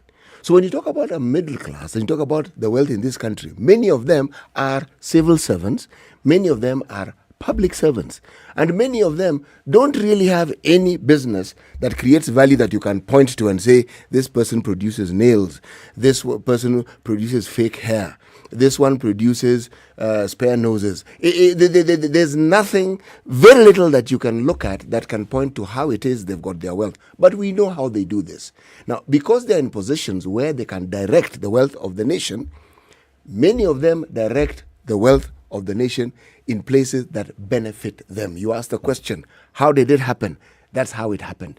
So that you will find, if it's a private school, you'll find some government official somewhere also owns a bit of it. If it's a private hospital, you'll find some government hospital have some government official who is the Ministry of Health has a say, distant, but they're there. Now, so long as you have this interesting dichotomous situation, the situation that you refer to will continue. Because even as we speak, some of the biggest cash cows we've had in this country have been public institutions, NHIF, NSSF. So, our civil servants are business people, okay? And there is no law that prevents them from being business people. Enough said. I wanted to ask you this question. Yes, please. I read your report. And I looked at your sample size. I looked at the selection you made for the individuals who were interviewed. In that whole interview and the selections that you made, I didn't see. Maybe it was there, but I didn't see it. That's what I'm saying. I didn't see. How many doctors did you interview? How many private sector players did you interview? Yes, Ministry of Health are mentioned. Okay. Community health workers are mentioned. Yes, they're really mentioned. Activists are mentioned. Civil society people are mentioned. I say this because I am now saying that it appears that there was a bias in this entire selection. Thank you. A bias. Well, I confess in a way I am biased. I'm a human rights lawyer. What I'm looking at is whether or not people's human rights are fulfilled. And that's a question that starts with the rights holders, which in this instance is community members, and specifically the community members that we met with in Isiolo, in Mombasa, and Nairobi. So the question really starts with, are their rights fulfilled? And certainly, we did over 180 interviews with healthcare users and providers and government officials and experts and private sector representatives. But the bulk of our time is spent with community members to understand how they experience access to healthcare. Because the question of whether or not somebody's right to health is fulfilled really has to do with, are they able to access quality care? Are they able to access affordable care? Are they able to access care that respects their human dignity? Of course, because it's a policy issue, we also need to look at, what is the state putting towards this? How is it being used? Is it being efficiently used? What is the experience of healthcare providers? But in that way, our main concern is, are people able to access the care that they want and need? I'd say we could go through the methodology section, and I would certainly be happy to. But I think it was probably a handful of private healthcare workers who were quoted to some extent. However, I think our report is also based on over a year of extensive desk research. We subjected it to expert review. We wrote, letters to every public official we could and asked for responses to information. So, I think particularly because I do come at it from a human rights perspective and have strong feelings about how some of this stuff plays out, it's incredibly important to us that we be really scrupulous with our work. So we stand behind our findings, but we certainly would invite pushback from, any doctors. We had a reviewer from the Kenya Medical Association offer comments. So, yeah, biased? I do support the right to health, so. But a bias in research sense is not a negative thing. So long as one comes out and says, look, this is the position that we are coming from, so this is our bias. Because if you talk about a selection bias, when you then want to confirm the data, the bias will also follow through. When it comes to publishing, the bias will also follow through. Nothing wrong in the bias being there, but it must be stated. Mm-hmm. When it's stated, then you know, aha, this is where we are coming from. If it isn't stated, then you get the impression that a very balanced approach to the entire process, where everybody had an equal shake, and not everybody had an equal shake when it came to what? Seeking information. Information was gathered more from one sector of the society than another. Was that the case? I don't think that's the case, because we actually, at Haki Jamii, we did the actual discussion and interviews with the community members. And we did not only have the community, we also talked to service providers. And service providers, we mean doctors, and not doctors just from the public sector, but also from the private sector. And we gave opportunity to government officials, and actually interviewed government officials, both at the national level and the county level, and gave opportunity to the financial, international financial institutions, Bill and Melinda Gates, the World Bank, the International Monetary Fund, as well as the government, the embassy of the Netherlands. We gave them an opportunity to speak with us. We sent out letters with questions, and some of them responded, some of them didn't. And even today, after this show, we continue discussions with the Director of Health, Dr. Amoth, in his office at 10. So we gave an equal shake to each and every person to be able to respond to the questions that were asked. So let me say this. Do I understand you to be saying, therefore, that the report then takes into account all these perspectives that you say you sought, and that the respondents, whatever they had to say, their contributions, play an equal role in the report? Is that what you're saying? Yes, it does. That's what we are saying. We were very balanced in our analysis, and we were very open to each and every person that we were speaking with as to what we were looking for. And we asked them the same questions. They had the same responses, and we analyzed and collected and analyzed those responses. And that's what this report is about. Let's talk about the three areas that you mentioned that you see the government is directly or indirectly supporting the privatization of healthcare. You said there's promotion, there is policy, and there's financing. Okay. So what policies do we have in the country that have touched on this, that show that there is going to be support either directly or indirectly for the private sector to continue growing as opposed to the public sector? Is there any policy that we have in place? If I may, there are a number of policies, whether it be the Vision 2030, a number of policy documents that sort of enshrine a commitment to increasing the role of the private sector, that explicitly state one of the government's goals is increasing the role of the private sector. And that's not a secret. It's a very common stance of a lot of governments, is to increase the role of the private sector in providing certain services. So I'm not suggesting that in itself is a scandal, but I do think it's an incontrovertible fact that it's a goal in policy documents. When it comes to financing, we have made a number of information requests to try to get a clear sense of the full extent of the amount of public money that's going to private coffers. Frankly, it's very difficult to get a sense of the full extent because there are just a number of initiatives. And so what we can do is kind of compile those and provide the best estimate that we can, which is that at least tens of billions of Kenyan shillings are going from public coffers to private hands, At to least private what actors. percentage of the health budget is ending up in the private sector? That's a substantial amount, but until we have more precision, which we've asked for and we think is an incredibly important goal. That's one of our asks and one of our recommendations is greater transparency in this. And until you have precision, you simply can't say. And this is a common issue for Kenyan researchers as well. If you look, for example, the Kenyan Institute for Economic Affairs has done a tremendous piece of work looking at the value for money of the Managed Equipment Services project.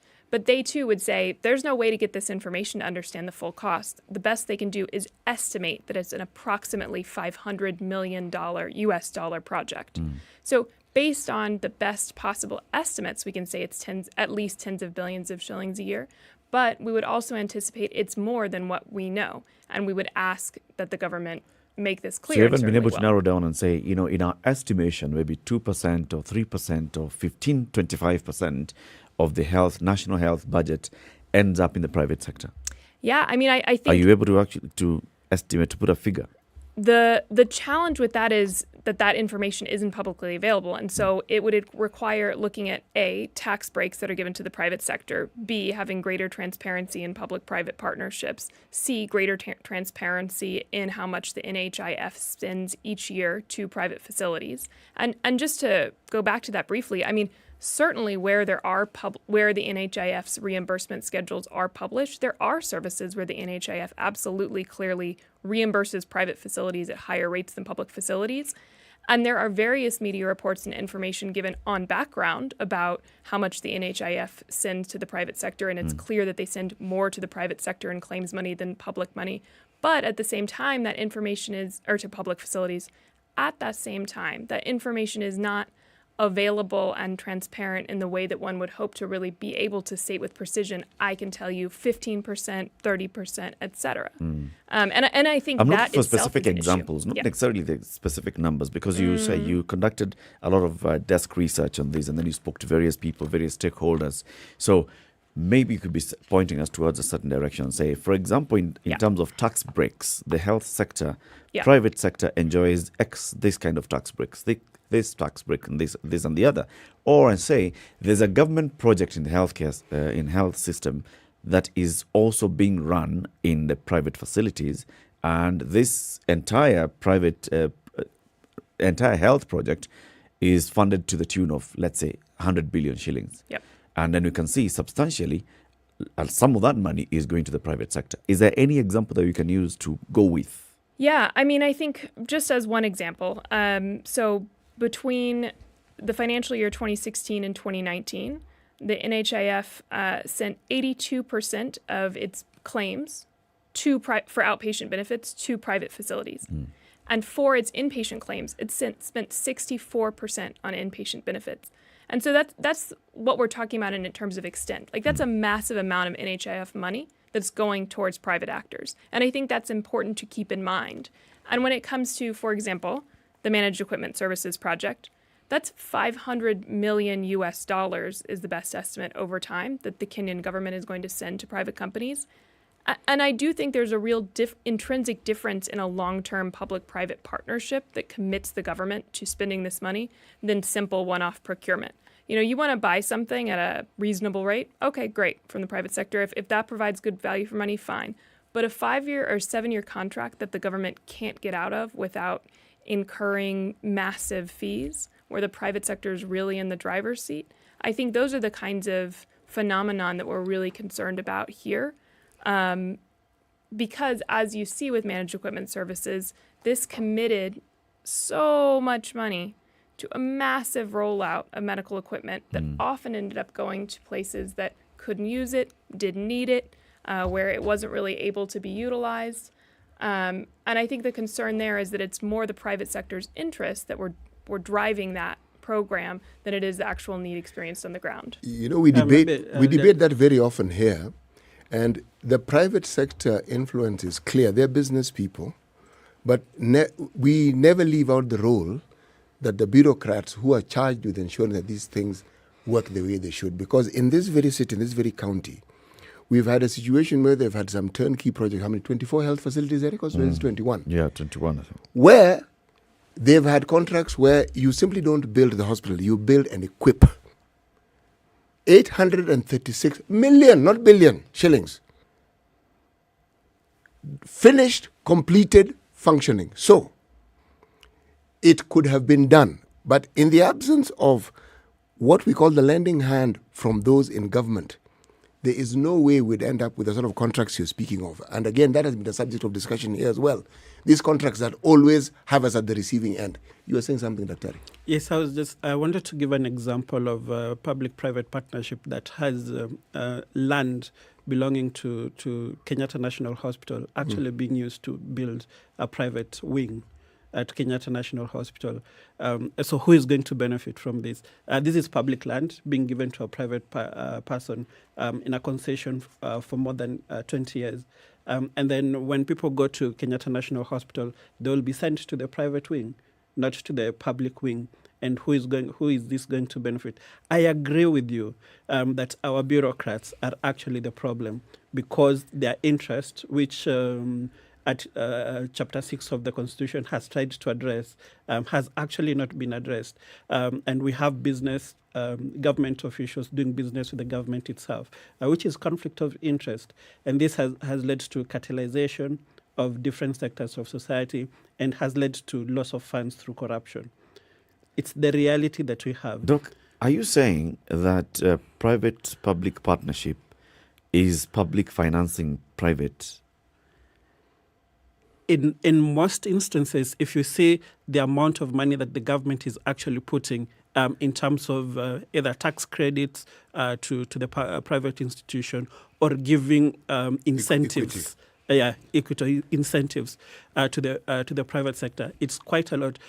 Look at land in Nairobi. If I was looking for land to build a hospital, how much will that cost me as the basic investment of buying land that I can use to build a hospital? But I'm getting this land for free from the government, and I'm given a 20-year concession to get money out of the hospital. Is it geared for public good or for private gain? Because I guess that's where is it a mix of the two? Or is it a mix of the two? That's where the balance would lie. If you look at our report, otherwise it would be a communist state here where the government is the only one that's offering all the services. If you look at our report, we say the private health facilities are for profit. So their aim in essence is profit and not the public health vision that we have. So yes, it will create a facility, but will this facility be accessible to members of the public in terms of the cost that will be required for them to be able to have access to this particular private wing of the hospital? Why not fund the expansion of Kenyatta National Hospital in this land and have it as a public hospital that is accessible to all? By borrowing money from the private sector to fund this. Same difference, Doc. It's not the same. You know this private-public partnership, if you look at them carefully, okay, they're intended for public good. Because the government acknowledges the things it can't do. Sometimes it's contrived, but there we are. Now, when we want to get granular about the details of how these things work, where it gets murky is not where the government has the land and you have the money. No, it isn't that. It's the fine details of that contract. Yes, that is where the problem is. The broad picture, very good. And some of these problems only come about when our contract is about to come to an end and somebody says they weren't paid over this period of time. Then and suddenly they need to be compensated for breach of contract. And they wonder, what are we compensating you for? Ladies and gentlemen, we thank you very much for joining us. 1 hour is a short time, isn't it?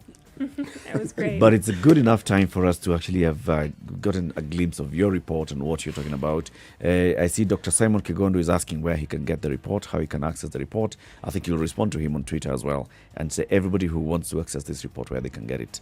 Rebecca Riddle from the New York University School of Law, Center for Human Rights and Global Justice, thank you very much for joining us. And Dr. Nicholas Arago, the Executive Director of Haki Jamii, asanteni sana. Thank you so much. Thank you very for much. having us. Asante sana. Thank you for tuning in to the Situation Room today. The conversation continues. In the next hour, we have a judge of the High Court who will be joining us, and let's talk about justice for children. Can children access justice in our judicial system? Very good morning to you. It's now 8 a.m.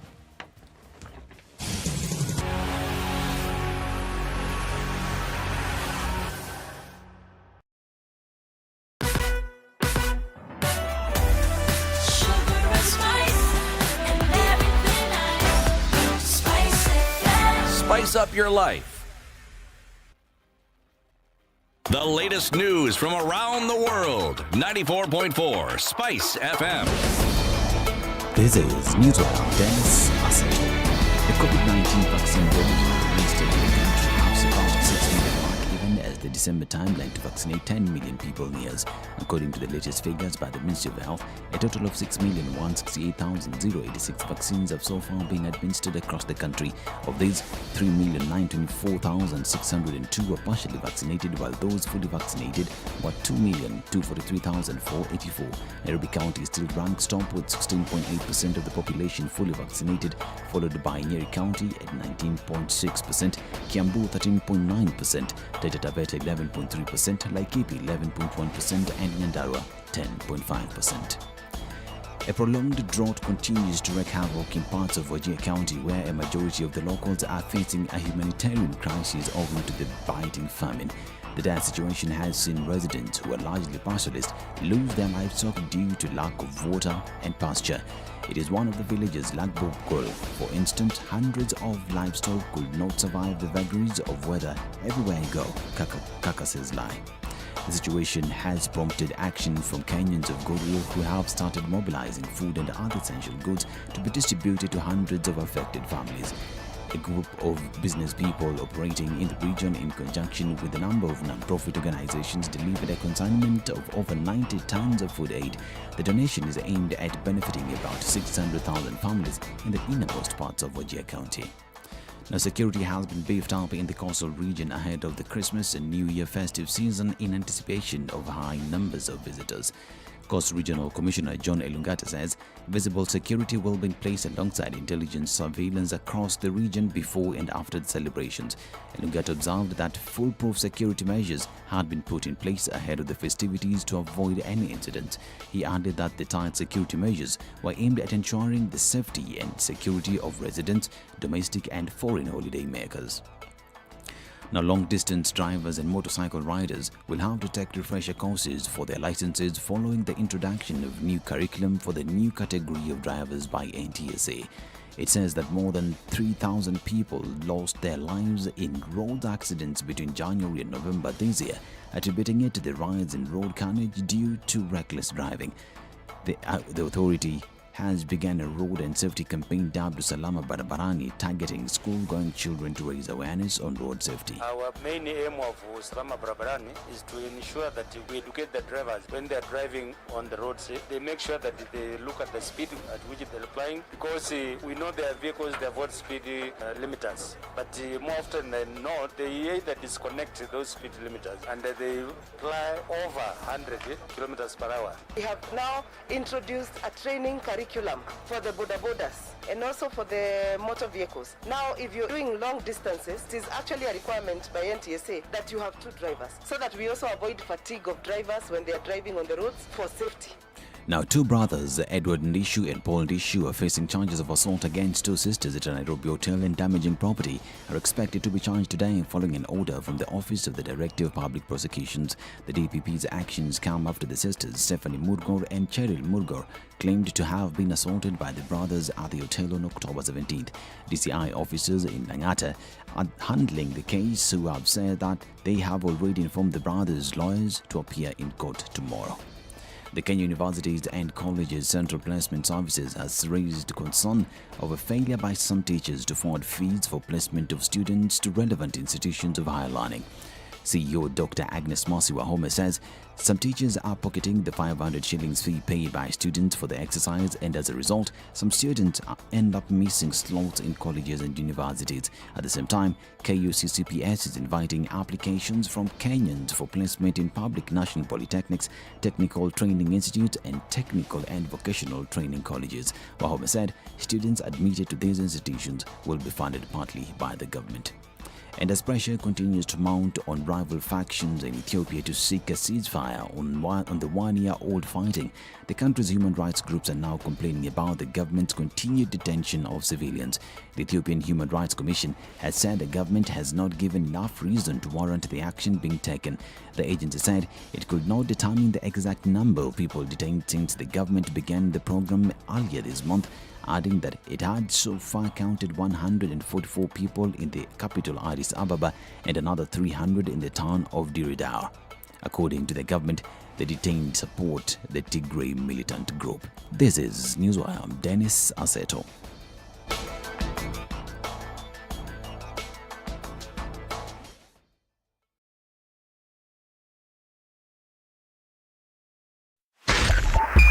.5 Spice FM, Kisumu.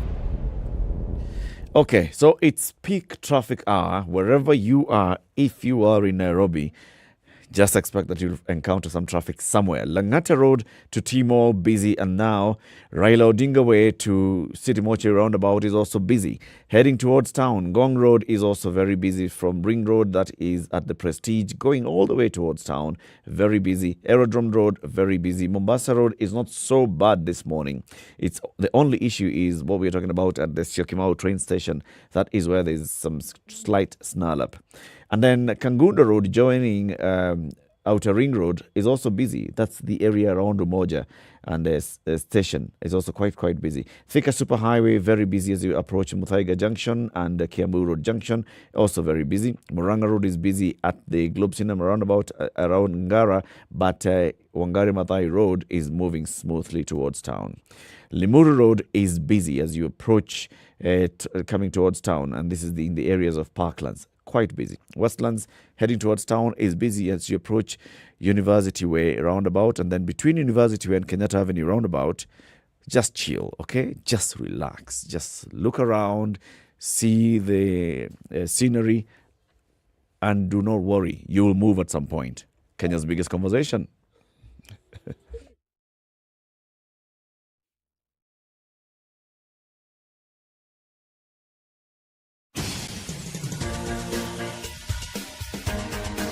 This is The Situation Room, the home of hard-hitting political commentary and penetrating insights about the state of the nation. This is a talk radio experience like no other. The Situation Room, a place for hard truths, debates, and elevated conversations. The Situation Room, witty, political, engaging, deep, controversial. In the room, we have C.T. Muga, researcher, academic, seasoned political observer, a fountain of wisdom in these politically uncertain times. Ndu Okoh, Nigerian by birth, Kenyan by choice, communications expert, Pan-Africanist, a truth seeker and believer in people power, and Eric Latiff, agent provocateur, the man in the chair, seasoned journalist, news hound, a man who believes in punching up, not down. This is the 8 minutes after 8. Good morning. It's the 18th day of November 2021. This is a happy Thursday. It is Thursday, Justice Thursdays, Kenya's biggest conversation. In the room with you today is Eric Latiff and Ndu Okoh. And no, Ndu Okoh is away. It's Eric Latiff and C.T. Muga. C.T. has the day's proverb. Yes, kila mlaji zabibu haachi kujimumunya.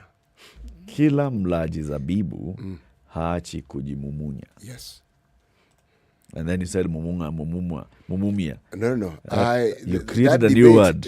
I didn't create it. You know, if I created the proverbs, then indeed I would have created the word. I do not create the word. You said there's a Swahili word like kumumumia. Yes, there is.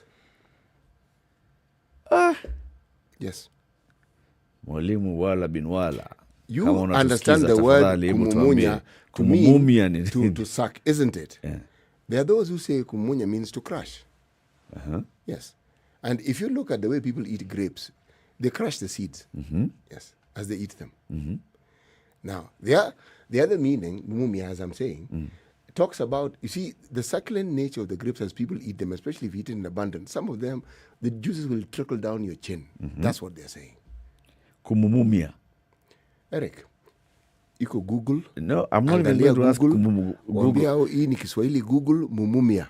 Everybody who's listening to us and you know the word mumumia, please just tweet us, SpiceFM KE, or Facebook, SpiceFM KE.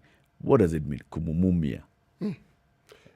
Well, you seem to suggest that I'm speaking a language of course, that isn't I'm not Kiswahili. seeming to suggest. I am directly saying that you're creating a new language this morning. Justice Teresia Matheka of the High Court is with us this morning. Good morning, Judge. Good morning. It's good to have you in the studio. At long last. I'm happy to be here too. We've spoken to you on the phone, yes, on video link, yes, and finally here you are. Finally here I am in Nairobi. In glorious Technicolor. 4D. Yes. 4K. Yes. That's what it's called. Yes. Have you ever heard that word, kumumumia? No, I've heard it today. Kumumumia. I know kumumunya. Lakini kumumumia nimesikia kwa mara ya kwanza leo. Huyu mjamaa huyu anataka kumumumia. Yes. Okay. Let us see if anybody knows the word that City Muga is talking about. Let us know and let us know its meaning. He says it's to crash. What did you say? To drip on the chin. Eric, why don't we continue with the topic of the day? Okay. It's Thursday, so it's Justice Thursday. And every Thursday for the last couple of weeks, we've decided let's open up the conversation about accessing to justice. And access to justice is not just for people who go to court seeking justice. It's also for people who have been taken to court or who find themselves in court or people who work in the system as well. The entire chain of justice. And Justice Teresia Matheka is a judge of the High Court and the chairperson of a special task force on children rights and children matters of the Administration of Justice, a National Council for the Administration of Justice. Justice Matheka, it's good to have you on the show. Thank you. Whenever we've spoken with you, it's been about children matters. Yes. So you've got great passion for children matters. Yeah, I think that's my calling. Is this where is it just because you found yourself in the children's court, or was it even before you joined the judiciary? I think I've spent most of my life in the judiciary, working life. But I think growing up, I hear it from my age mates when we were growing up that there was something just about me and issues of justice. I don't know what that means because they'll tell me, I remember. And one of them was even telling me, you remember those days we used to watch Viwaja Mahakamani? Yeah? There was something, I think there's something you used to say there. I can't remember.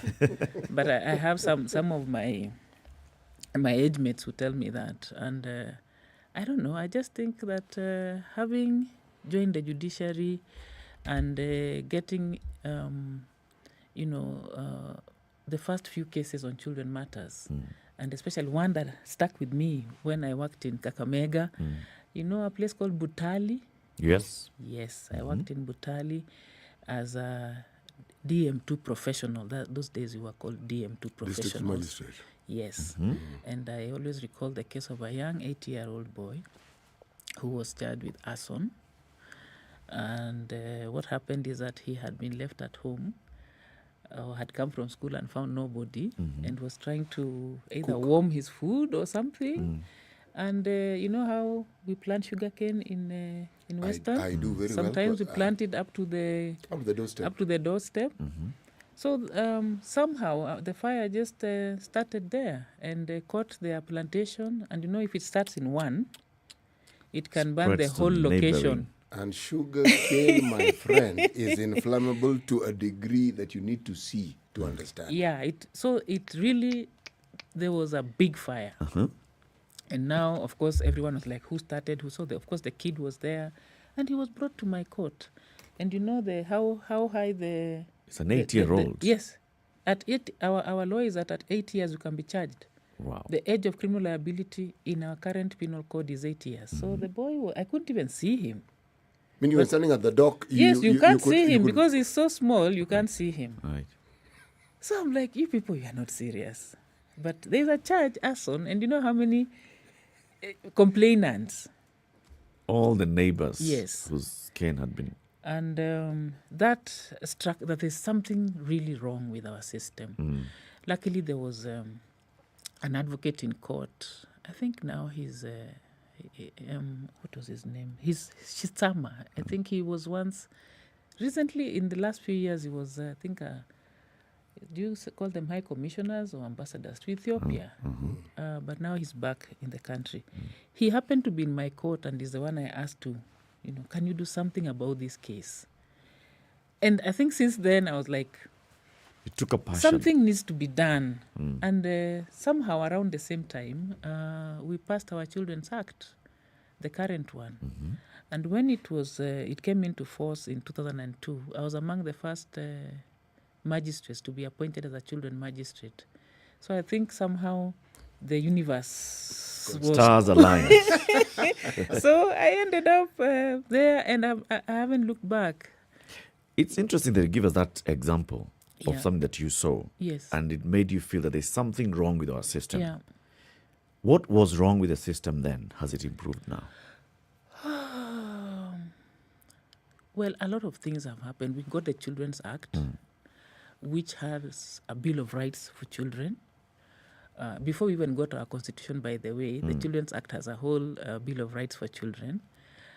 And systems, it came up with systems. It demarcated duties. It had very nice things, legal aid, social, psychosocial support, child-friendly courts, separate cells for children. Those things were there. They are still there. But the problem was in the implementation, because then children did not have legal aid. Today we have the law, but we still don't have sufficient capacity to give children legal aid, so that every child who comes to court, though there is a right to legal aid, can actually have an advocate representing them. Because imagine yourself at 8 years, even now, you will go to court. You will be saying, I want to speak to my lawyer. Yes. It is important. Separate cells for children. A child is arrested, they will still, like those days it was really bad, they still end up in the same cells with the adults who've committed crimes. So imagine yourself at 8 years or 10 years or 12 years or 15 or 17, and you're in the cells with adults. Some repeat offenders. Those guys, yes. That has not changed really much. We have it in the law, but we still have children ending up in some of But what is the challenge then? I mean, the it law is in says the let's do this. implementation of that law. Who's to implement? We are not providing, in my, the way even the task force found out when the task force went to the ground, that sufficient money, let me just say it like that, money is not put in the systems for, in the child justice system. So that you find if it's infrastructure, for example, let me give you just an example. You need a separate cell to hold children. Now we call them child protection units. They're supposed to be next to the police station or within the police station, where if a child is arrested, will find themselves there, can be held there. But if that is not constructed, it's not given personnel, the personnel are not trained, everything required for that is not there, then how will that happen? So along the chain, because it's a whole chain, sufficient money is not placed aside. So it requires some financial investment. Exactly. It requires resourcing and training and capacity building and all these things. All that. Now, all those things, when the law was being drafted, when it was going through the stages of Parliament, by the time the President assented to it, the people in the justice sector knew about them.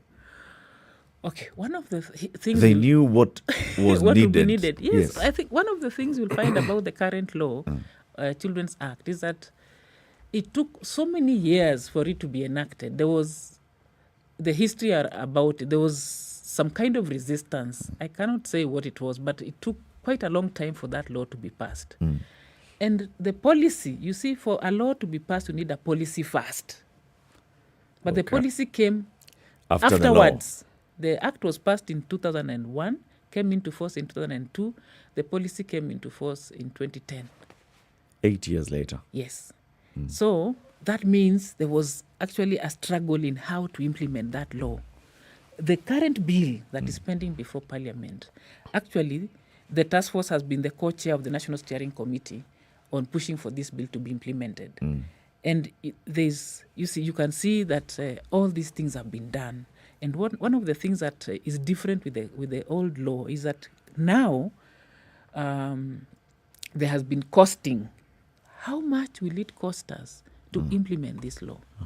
So every agency was called upon to come up with a kind of budget. How much will it cost you to implement this law? So you find the judiciary put in its costing, the Department of Children's Services, the police, everyone along the chain has been asked to do that because there are specific things that the law requires each of these agencies to do. So that might make a big difference in terms of when it is passed. Does it mandate Yes. the government, the National Treasury, to allocate this particular amount of money that is required to implement it? Because it could also be there. Oh, this law will cost this much to implement, but then the same thing happens. No, the beauty about this now is that itaenda bunge, and every person who sits in that parliament or will debate that law understands what it means to be a child in the justice system because they make the laws. And therefore, it is expected that they will understand that when you make a law for children, then you must also make the provision for how that law will be implemented because at the end of the day, there must be an impact on this child from this law that you're making. You're making it for a reason to meet certain needs of this child.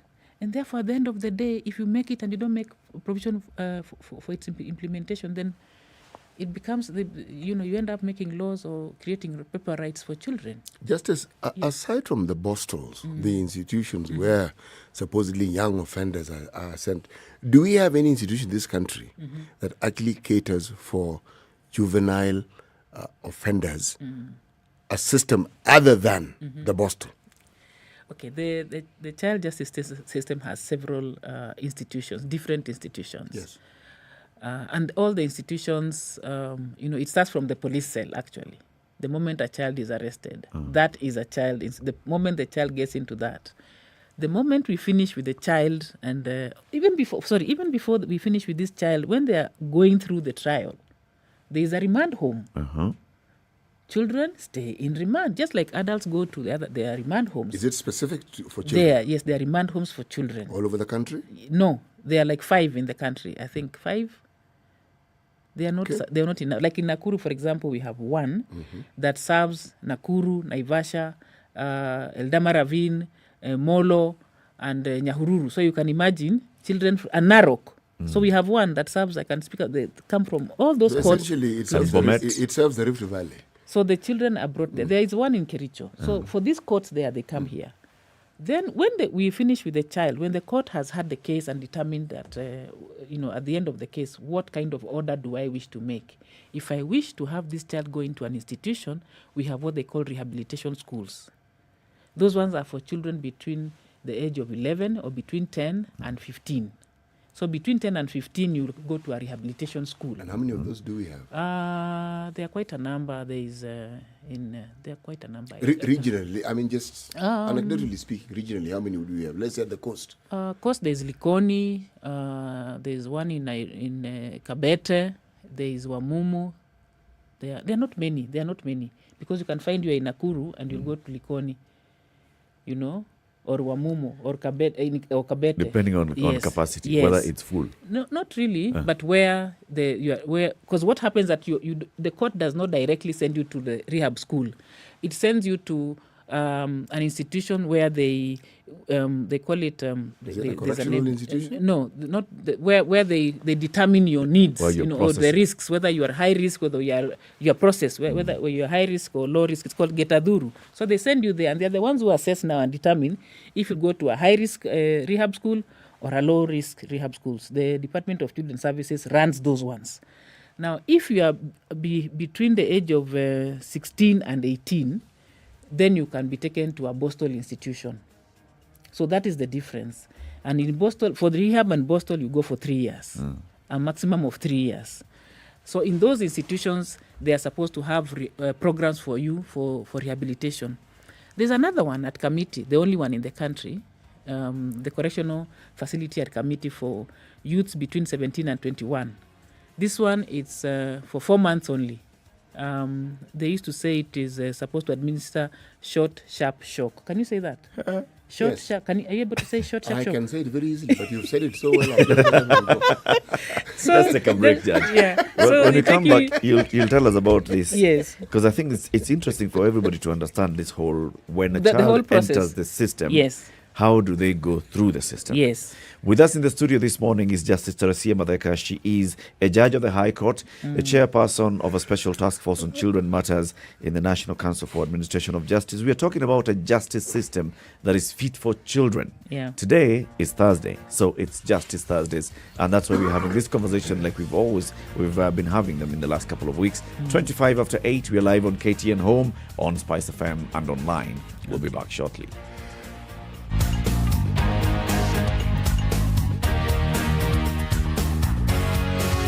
This is the Situation Room, the only way to start your day. Spice up your life. This is something people need to understand. Your money, my money, equals our money. We cannot have your money is our money and my money is my money. The only way to live your best life is to create a balance between work, love, and play. The Adults in the Room is the only show on radio dedicated to educating Kenyans on how they can stay winning in life and in love. Text the word adult to 22840 to get the latest clips from Adults in the Room directly to your mobile phone. SMS adults to 22840. The weather with Spice FM. How is it going to look like today around Nairobi? Cloudy day at 26 degrees, and then the temperatures will drop later to 16. Mombasa, a sunny day at 32. Malindi, sunny day at 31. Nyeri, mostly clear skies at 25. Nakuru, clear skies at 28. Kisumu, clear skies at 31. Eldoret, clear skies at 25, and Kakamega, clear skies at 31. Kampala, Uganda, mostly cloudy at 29. Johannesburg, South Africa, cloudy at 30. Dar es Salaam, Tanzania, mostly sunny day at 32. Kinshasa, DRC, 32, and clear skies. Lagos, Nigeria, partly cloudy day at 32. London, clear skies at 14. New York, clear skies at 14. Paris, mostly cloudy at 29. And Beijing in China, it's still foggy at 6 degrees, and we're expecting the temperatures to start dropping to 12, to rise to 12 and drop to 2.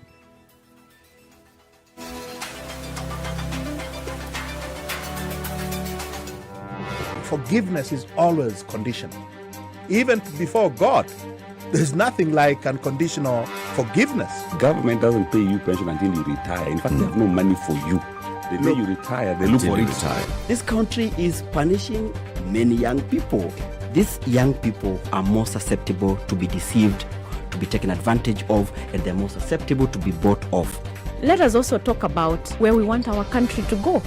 You know, we are a population of very young people. We're in a state of capture. The judiciary is under duress. Parliament is in the pocket of the executive. You don't sit and wait for the regime to topple itself. It will never do so. By the way, let me tell you, these guys are so persuasive. I'm telling you, they can persuade you to sell your grandmother. I'm telling you, they can sell sand in the desert. Ceci, has anybody on this program said to you as a guest, saying, "Oh, shut up, we don't want to be told what to do"? Has anybody ever that kind of...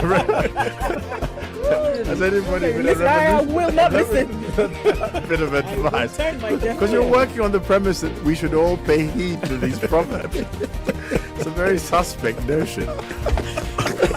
This is the Situation Room, the only way to start your day. The situation is not improving. It's going to get worse before it gets better. Langata Road is still very busy. The traffic now snakes up all the way to beyond the southern bypass, heading towards Museum Hill. This is T-Mall Junction, and then up Raila Odinga Way into City Mortuary roundabout. Ngong Road is also busy as you head into town. Mombasa Road into town, it's busy from South Sea all the way to Nyayo Stadium roundabout. Aerodrome Road is also very busy. Thika Superhighway, it's actually improving on Thika Superhighway because the traffic was earlier on all the way up to drive-in. Now it's around Survey towards town. Wangari Maathai Road was not looking so bad earlier. Now it's not looking so good. Kiambu Road was not looking so bad earlier. It's now looking much worse. Gigiri heading towards town, this is Limuru Road, is also very busy, and at Parklands also very busy. Jogoo Road is busy. Eastern Bypass is not so bad today. The normal areas of Mihango, and it's not looking so bad. If there's anything that's causing some traffic wherever you are and you need to let us know so we can alert others, please tweet us SpiceFMKE, or you can text us 40127.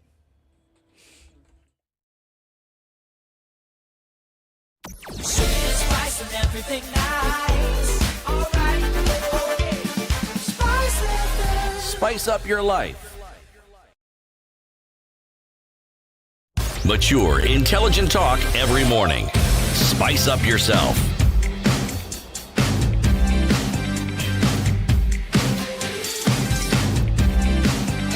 Mornings done right. It's now 8:30. 94.4 Spice FM. Situation Room on Spice FM, KTN Home and online. In the room with you this morning is Eric Latiff and CT Muga. Our guest today, #Justice Thursday, is Justice Teresia Madeka, Judge of the High Court and Chairperson of a special task force on children rights. We're talking about a justice system that's fit for children. Before we took the break, Judge, you are taking us through the system. When a child enters the system, and we call it the system, we all know what it means. Yes.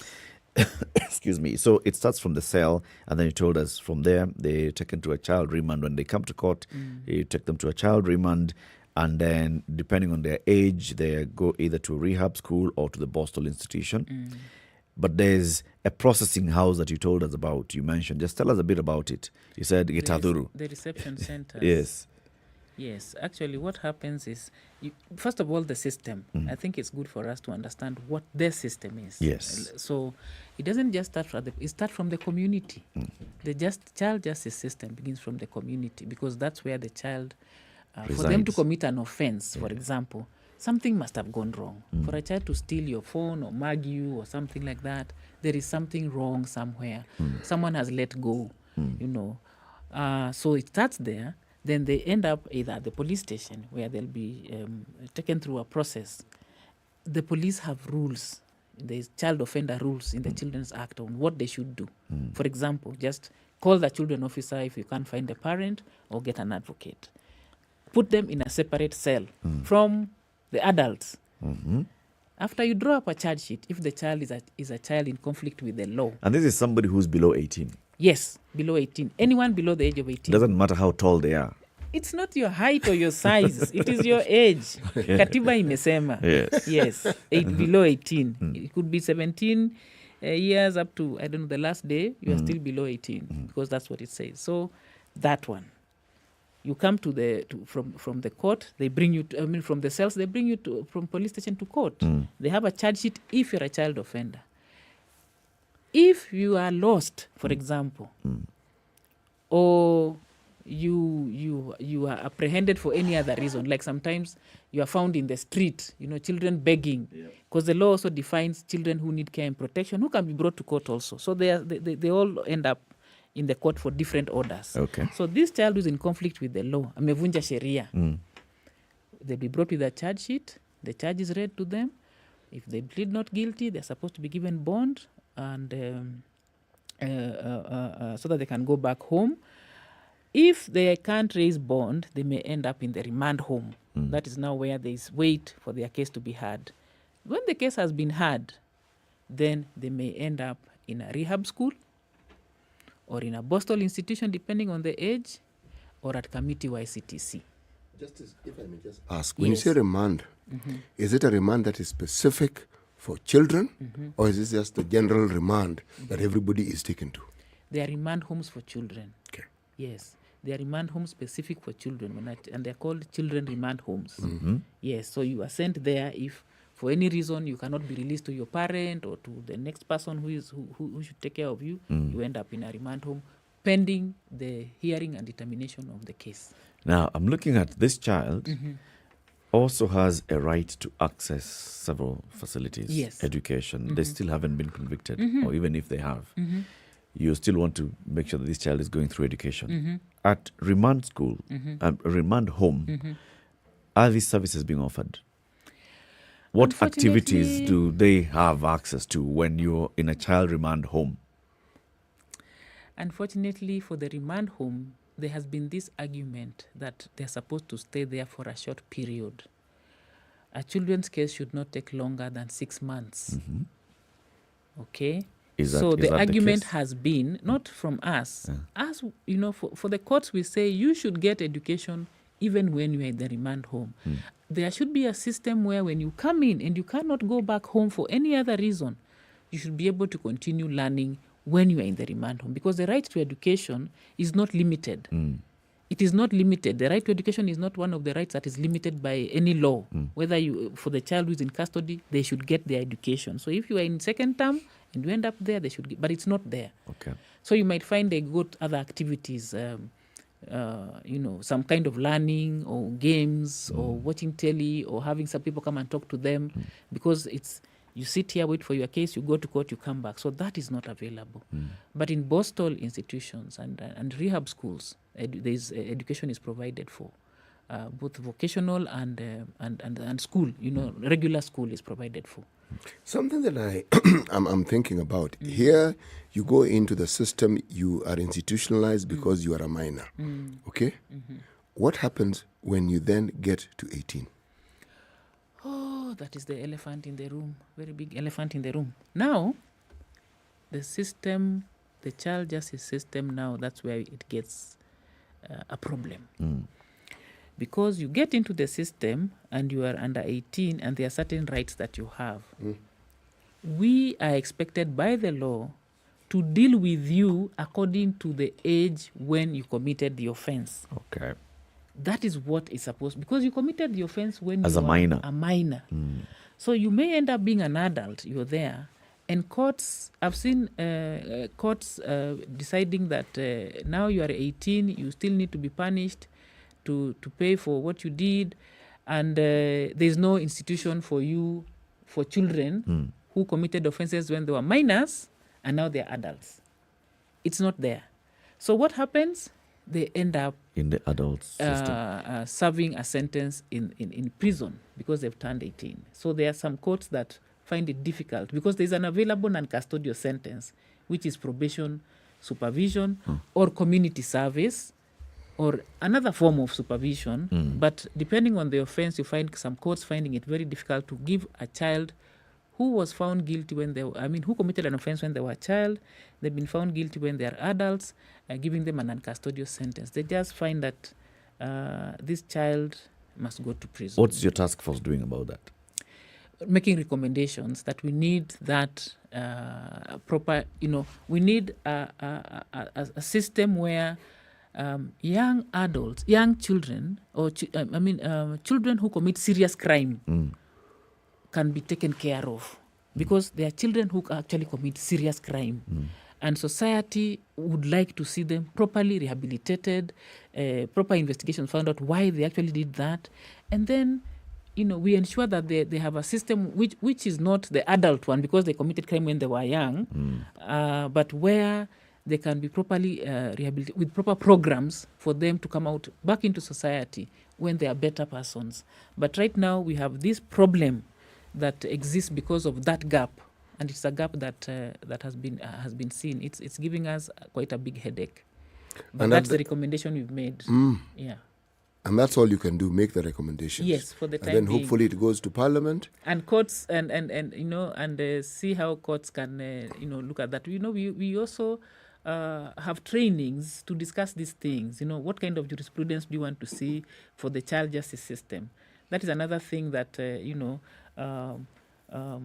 task force has been trying to find out. What kind of jurisprudence do you want to see for children? How do we get people to understand?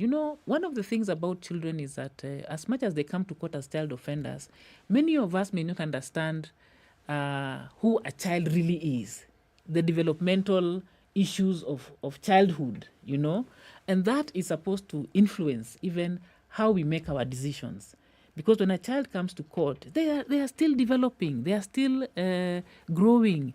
Even when they commit crime, there's that opportunity for us to influence even the way they develop after that by the time they get into adulthood. So there is this need to understand. So getting to bring in the multi-agency approach where we get the psychologists, the child development experts, the people who know these things to, you know, show us the connection between the law and this other part of the of what childhood is all about, so that when we implement the law, we are able to, you know, to do it in such a way that we actually give this child justice, not just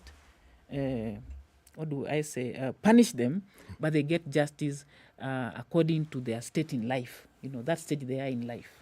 There's something I'd like you to talk to us about. Yes. Because when talking about children, there is something that has happened in our society where there seem to be more children than their families who can keep them. Yeah. So we get into the discussion about adoption and things around it. Yes. Now, the court plays a very, very important role in this. Yes. The thing that I have been thinking about, and I'm thinking about it, this is in a space of ignorance because I don't know much about it. Yes. What are the considerations that the court deals with to ensure that the decisions that are made and the implementations that are thereafter carried out are actually child-centered? With regard to adoption? Yes.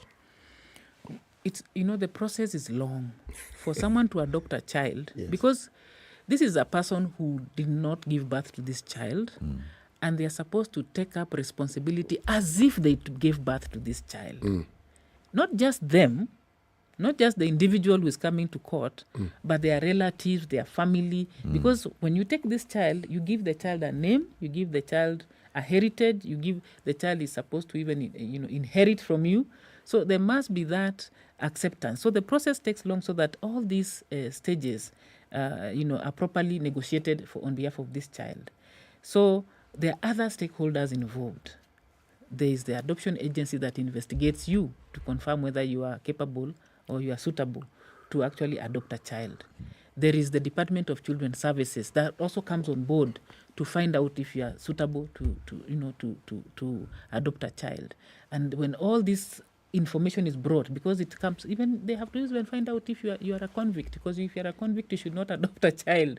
Your life at home, who are you? Can you take care of a child? How does a community, society take you? So all this comes to court to enable the court now give those orders. After the court has given the orders, that's the end of it. And so the issue of placements, whether... No, adoption is actually placing you with a child. Aha.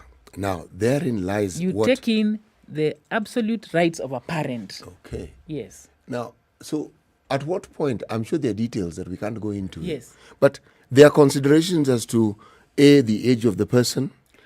Yes. The law actually sets out who can adopt. Of course, yes. A child must be declared free for adoption. That means if this child was found abandoned, for example, nobody has come to claim them.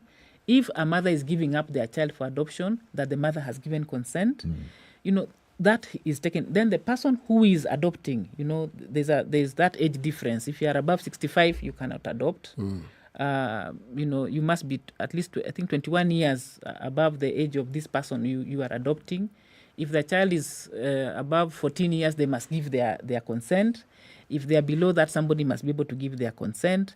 And then, of course, the other considerations, like, you know, they talk about your sexuality. There are certain sexualities you cannot adopt a child. So all those things are set out by the law. So that information is brought by the people who investigate you to the court to enable the court determine whether you are suitable to adopt. And that all that is brought by the people who go to the ground and bring it. Yes. People have been saying that the adoption laws in the country are difficult. Restrictive. The adoption process is restrictive in the country. Is that true?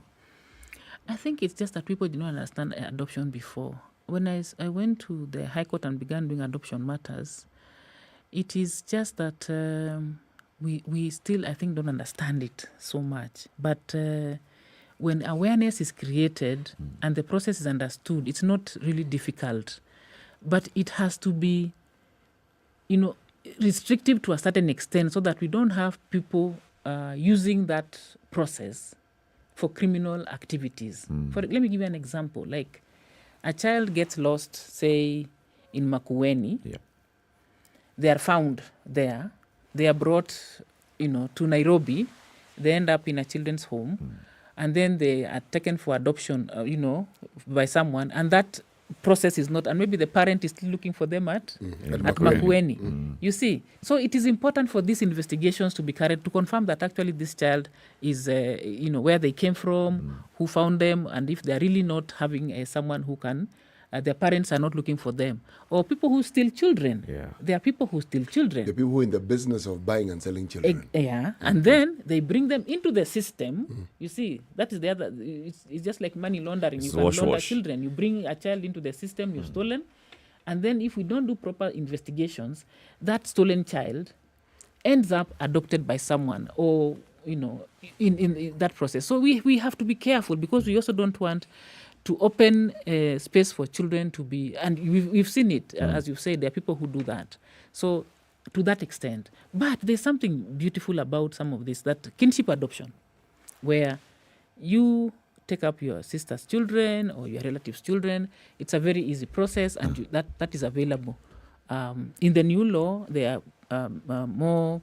It's more. There's a more expression or more clarity on it. Okay. But right now, it's still available for people who take care of their. So say somebody, you have a sibling who does not have a child and would like to have a child, you can basically donate your child. I don't think it works that way, but I've had conversations such as that. I mean, but two brothers or maybe two sisters, and one of them does not have a child. Yes. And so the other one says, my next baby, I'd like to give you the child so that you can bring up the child as your own, and I'd like to sign off all the rights. Well, I guess you can do that, but it doesn't sound right to say you can donate your child to another person. Imagine that child said, you were donated to your uncle.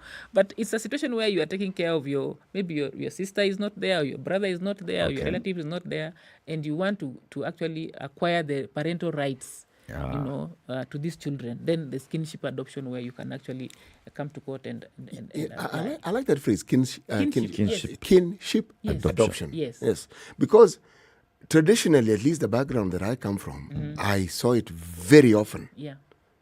And somebody grew up. The thing is, you knew who your parents were. It's not that you didn't. Yes, you did. But you are a member of this particular home. Yes.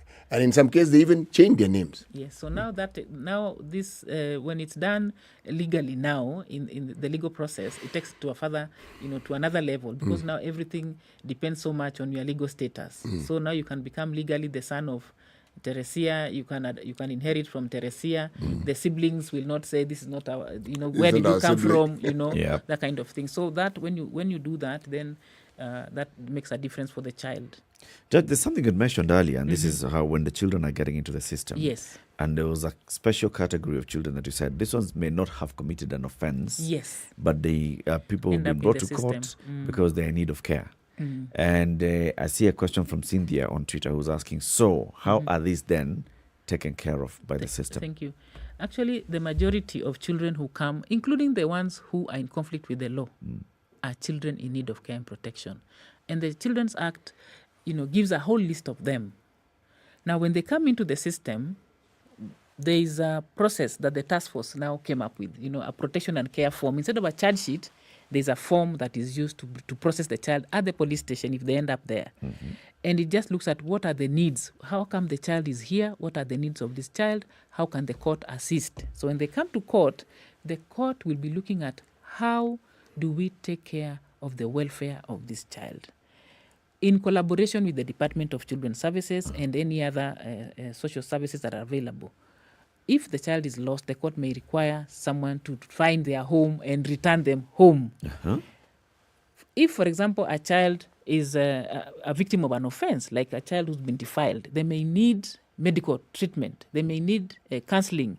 They may need to be rescued from the home where this offense happened. So the court will be saying, for the welfare of this child, we take them to a different place. We make orders to exclude the person who committed, if it's the father or the mother or a brother, exclude them from this. So for every circumstance of the child, there's a way the court will deal with it. For example, a child who has been exposed to child marriage, they are rescued from the marriage. Yes. They are brought to court. We have, first of all, to declare that marriage null and void. And then now take care of the welfare of this child. Either take them to school, order that they be taken back to school. If they need treatment, if they are pregnant, they need to be taken to a place where they can be taken care of. All the orders that will take care of the welfare of this child are done by the court at that particular time. Who implements the orders of the court? The court will give orders as to who to do it. Okay. For example, if it's reintegration to be returned home, it will be the Department of Children's Services, for example. If the child, say, is pregnant and they need to go into a home for pregnant girls, then the court asks for a report from the same Department of Children's Services, then they will identify a place where this child will be taken. And the court will make the order for the child to be taken there, and also make orders for progress reports as to how the child is faring on, just in case there is need to review the orders and either remove them from there or, make other orders on what should happen to that child. So the agencies, the court does not work alone. It's a multi-agency job, because you can't deal with the child alone. The court can't do some of these things. Now, in reality, Judge, truthfully, yes, is there enough money that's been allocated to take care of all these issues? No. And say that when a child is brought and then the court has ordered that, for example, take this child and take care of them, they require money in those homes, in those facilities. Is there money? No, it's not enough. Okay. It's not enough, and because you find we have what they call the CCIs, charitable children institutions. Those are institutions run by private individuals or churches. You've actually gone to where I was going to ask next. So please continue. Some of them have been very useful, very, very useful, because you are in a court station where there's no statutory institution. Statutory are those ones run by government, where none exists. There's no rescue center. There's no place for this girl. So what do? In fact, the children officer is one who will recommend and say, let us take this child to this CCI in this place. And the court will give a commit order for the child to be kept in that place for a period of time which should not exceed 3 years. So there is an understood relationship that you have with these CCIs? Yes, they are actually recognized by the law, by the Yes. Children's Act. They are recognized by the Children's Act. Yes. That they exist to give to run certain welfare programs, orphanages. Some of like they are what they call orphanages, where maybe children who don't have parents can be taken to. Others just are rescue places where a child who needs to be there for a period of time is sent.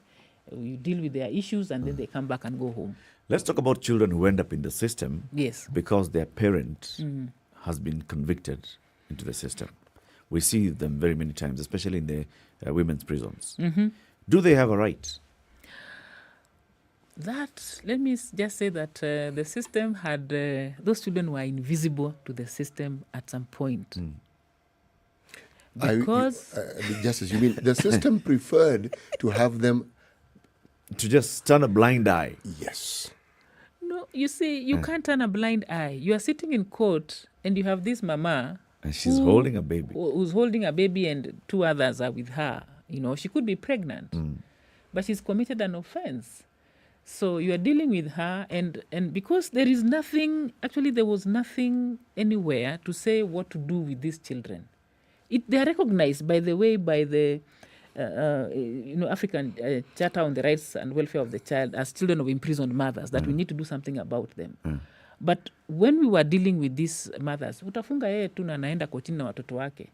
Because prison, they will accept, prison has that policy. The law says a child up to 4 years can stay with the mother. And it's, I think, just the mother. I don't know about the fathers. Are there facilities to cater for these children in the prisons?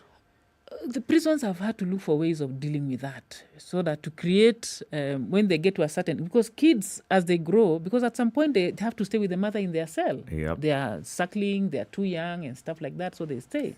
But at some point, prisons now had to find a way, as we all became more a human rights approach, oriented, these things started to prick our consciousness that, look, this child that cannot continue staying with the mother in the cell, or if they stay with the mother has to be given certain, privileges because of the child. And then at a certain time, they have to go to school. So they have to create a situation where this kid goes to nursery outside the prison compound. But now, one of the things that the task force tasks was to come up with a policy on how to deal with these children. And now this PNC form. At some point, some of us began to realize that this child is not joined to the mother. They have their separate rights. They are a child who needs care and protection. The mother is one who committed the crime. So opening this PNC file, getting a report from the children officer to tell you if there's another person or an institution that can hold this child as the mother is serving her sentence, if this child is old enough to leave the prison. So now we have this system going on where courts are consciously doing that. And not even that, when you are arrested from your home, who is left with your children? Who's left with the children? That is a gap that has been with us for so long that you'll commit a crime, the police come to your home, take you away, and your children are left with nobody. Actually, the law requires the police officer to recognize that those children is living there. Immediately the parent is arrested. They become children in need of care and protection. And he has an obligation to let the system know, that is the children officer, or the chief, who is an authorized officer under the Children's Act, that there are children here who need care and protection. Do something. We have gone with the mother, or we have gone with the father, or we've gone with both of them, or the caregiver. So why we are saying we need a justice system fit for children is filling in these gaps that have been looking at us, because they are there. And when those kids are left on their own, what happens? The mother goes. Yep. They won't go to school again. They may end up in the street. If they only had one parent, just imagine what happened. Everything goes wrong for those kids. Judge, we thank you for coming. Yeah. Come again. Okay? Yes. This is like the fourth time we're having you, and we Allow never me exhaust. To say one word. Final word. This month is the Children Service Month for Children Matters in the judiciary, and among all the justice actors. And what happens during the Justice Month is we try and raise awareness on children matters and also clear backlog of children cases. It is a time when all the stakeholders, probation, police, prosecution, we come together, look at the cases that are pending beyond 6 months, and try to do an RRI, quickly see whether we can deal with those. And the theme for this month is a justice system fit for children. And every actor is coming together across the country. By the way, it's across the country, to actually put our heads together and consciously look at issues of children and their rights. It's an important thing to know. And we hope that those children who are in the system get justice. Thank you. And thank you for giving us the opportunity to also just speak about this. Asante sana. Justice Teresia Matheka is a judge of the High Court and chairperson of the Special Task Force on Children's Rights set up by the National Council for the Administration of Justice. She's been with us talking about a justice system that's fit for children. We've been live on KTN Home. We are live on SpiceFM, and we are live online. Time for us to say goodbye to the KTN Home audience and also say goodbye to the judge. The conversations continue on SpiceFM into the next hour. Good morning. This is the Situation Room, the only way to start your day. Spice up your life. If I'm found guilty, there is no problem. I'm willing to serve. I have no problem. Jails are meant for human beings. They say a society gets the leadership it deserves. If you have a corrupt, crooked and rotten society like we have in Kenya, then of course they will get that kind of a leadership. I think the president should dissolve parliament. That's the best solution at this moment in time. Dissolve parliament. All of you go home. Yes, we all go home. How are we encouraging other people who might have new and creative ideas?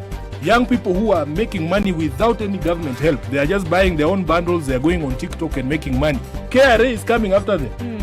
I've been in parliament for 15 years. We have been unable to pass the gender law. And yet no presidential candidate is talking about it now. Because we are fake. The truth is, all the men refused to vote for that law. What did Sonko do to Pumwani maternity hospital? Yeah, he with cleaned his it up. own money. Cleaned it with his own money. That was him as an individual. Yeah. And I did not say he was cleaning his own money. I was saying he cleaned Foot, mouth. Foot, mouth. Eric. Okay. The Situation Room, Kenya's biggest conversation. Well, we're coming up to the top of the hour now, and the conversations continue at 9 to 10. You can join the conversation by calling in 0719-012-600 on SpiceFM, or you can also share your comments or concerns on our social media platforms, SpiceFM KE, on Facebook, on YouTube, on Instagram. We're also live on Twitter, SpiceFM KE.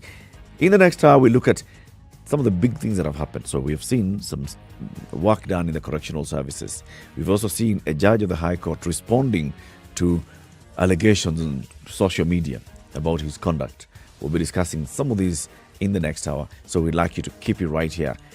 This is Kenya's biggest conversation, The Situation Room on Spice FM with Eric Latiff and CT Muga. It's now 9 a.m.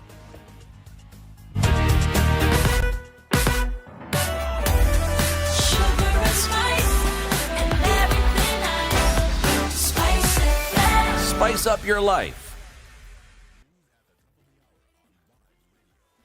The latest news from around the world. 94.4 Spice FM.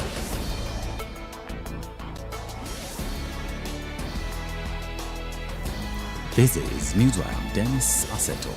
69 people tested positive for COVID-19 from a sample size of 5,345. The positivity rate is now at 1.3%, and from the cases, 66 are Kenyans while 3 are foreigners. Health CS Muthui Kagwe said 37 are males and 32 are females. This brings the total confirmed positive cases to 254,453 and cumulative tests so far conducted at 2,780,991. KEMSA has promised to re-evaluate the prices of its products to ensure that they are sold at a lower cost. Speaking during a series of meetings in Kilifi and Taita Taveta counties, KEMSA board chairperson Mary Mwadime said if the cost was reduced, then Kenyans would benefit. Deputy Governor Taita Taveta County Delia Mlagui said the high prices of medical equipment and supplies have been causing some counties to fail to purchase them, thus affecting the services provided to their citizens. Mwadime advised debt-free counties to make sure they pay on time. Over the past week, KEMSA board has visited Kisumu, Nyamira, Kisii and Uasin Gishu counties to understand the challenges facing county governments in accessing the authorities' services. Nyeri Governor Muthui has called on leaders heading to Mount Kenya seeking support to respect elected officials in the area. Speaking at the conclusion of the field training for more than 200 youth, Kahiga urged presidential candidates to involve elected leaders in the areas where they are directing their campaigns. Governor Kahiga has also asked the leaders to tell the residents how they will benefit from their leadership.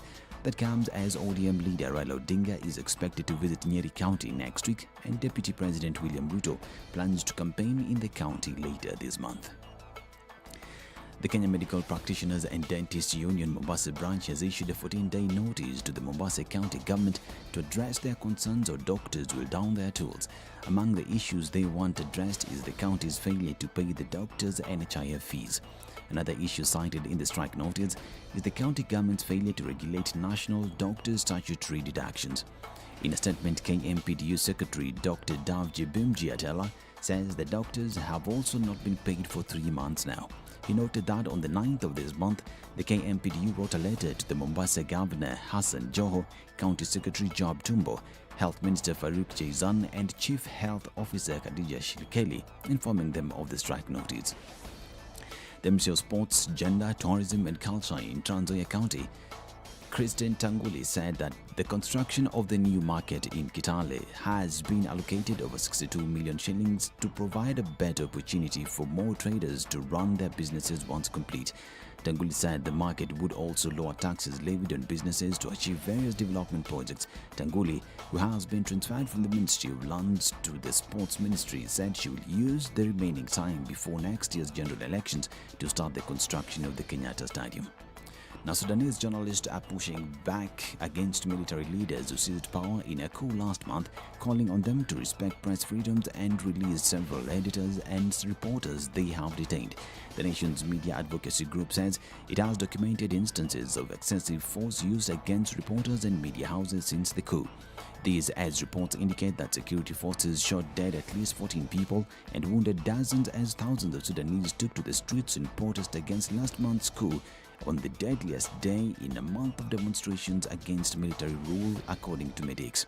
The protesters marching in neighborhoods across the capital Khartoum and the cities of Bahri and Omdurman demanded a full handover to civilian authorities and for the leaders of the October 25th coup to be put on trial. The Sports and Mercedes will today make their case for a review of the decision not to penalize Max Verstappen at the Sao Paulo Grand Prix. The Red Bull driver was not punished for forcing Lewis Hamilton off the track as the 7-time champion tried to overtake. The hearing is to establish whether the criteria for a review of the decision have been met. Mercedes must demonstrate there is a significant and relevant new element unavailable at the time of the decision. The new evidence is believed to include onboard camera footage of the incident from both cars. This is Newswire. I'm Dennis Aseto.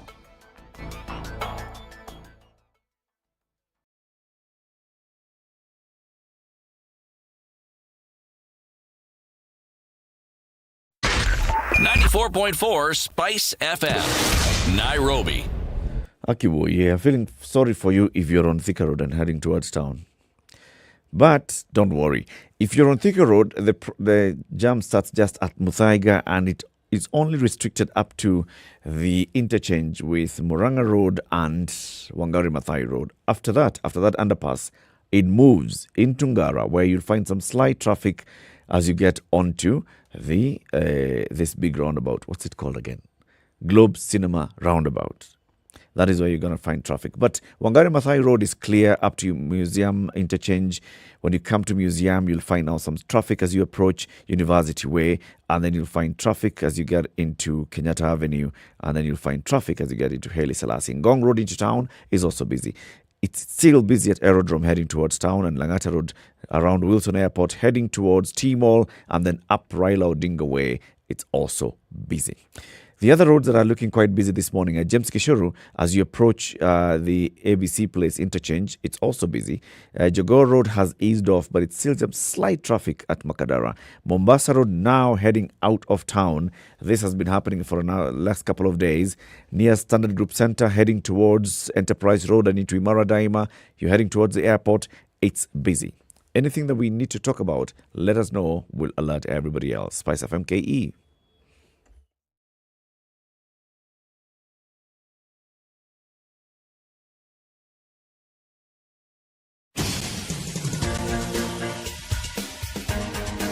This is The Situation Room, the home of hard-hitting political commentary and penetrating insights about the state of the nation. This is a talk radio experience like no other. The Situation Room, a place for hard truths, debates, and elevated conversations. The Situation Room, witty, political, engaging, deep, controversial. In the room, we have C.T. Muga, researcher, academic, seasoned political observer, a fountain of wisdom in these politically uncertain times. Ndu Okoh, Nigerian by birth, Kenyan by choice, communications expert, Pan-Africanist, a truth seeker and believer in people power, and Eric Latiff, agent provocateur, the man in the chair, seasoned journalist, news hound, a man who believes I see in punching... Mutuma Marimba had actually alerted me on what's happening on Mombasa Road near Syokimau, the train station. So we have some prisoners who have taken off and the police have been told look for them. So they have set up some roadblocks in several parts of the city. One of them is there on Mombasa Road near the SGR terminus. There's a roadblock. There's also another one at Southern Bypass. So if you find some traffic there, just know it's police doing their job. C.T. Muga has today's proverb, plus he's creating some new language. Kila mlaji zabibu haachi kumumunya. Kila mlaji zabibu haachi kumumunya. And the new word was kumumumia. Well, Their word exists. It is new to our ears, but it exists. Yes. And you're saying you can try and use Google? I actually invited you to use Google to educate us further. Ochieng Makoyo did exactly that. Went and searched the word kumumumia on Google. This is what Google has told him.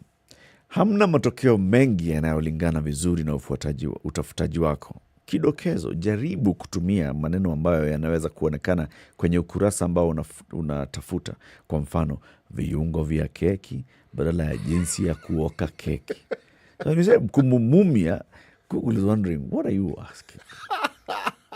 Sasa unataka nifanye nini? Well, Google has told you that is what I think, and that is what they think. So, if you know the meaning of the word kumumumia, please let us know. SpiceFM KE on Twitter or Facebook or Instagram. Kila mlaji mzabibu hachi kumumunya. Yes. Right. So, when we're looking at the big story of the day yesterday, which was the changes at the top level of the Kenya Prison Service, where the president basically sacked the boss of the prisons and he brought in a retired brigadier from the military and appointed him as the head. And then we saw police going to the offices of Mr. Ogalo, who was the head of the prison service, and they escorted him. Police said, but then we have not arrested this man. What we are doing is facilitating a smooth handover of his operations. So we just escorted him out of his office and we went with him to the office for handover.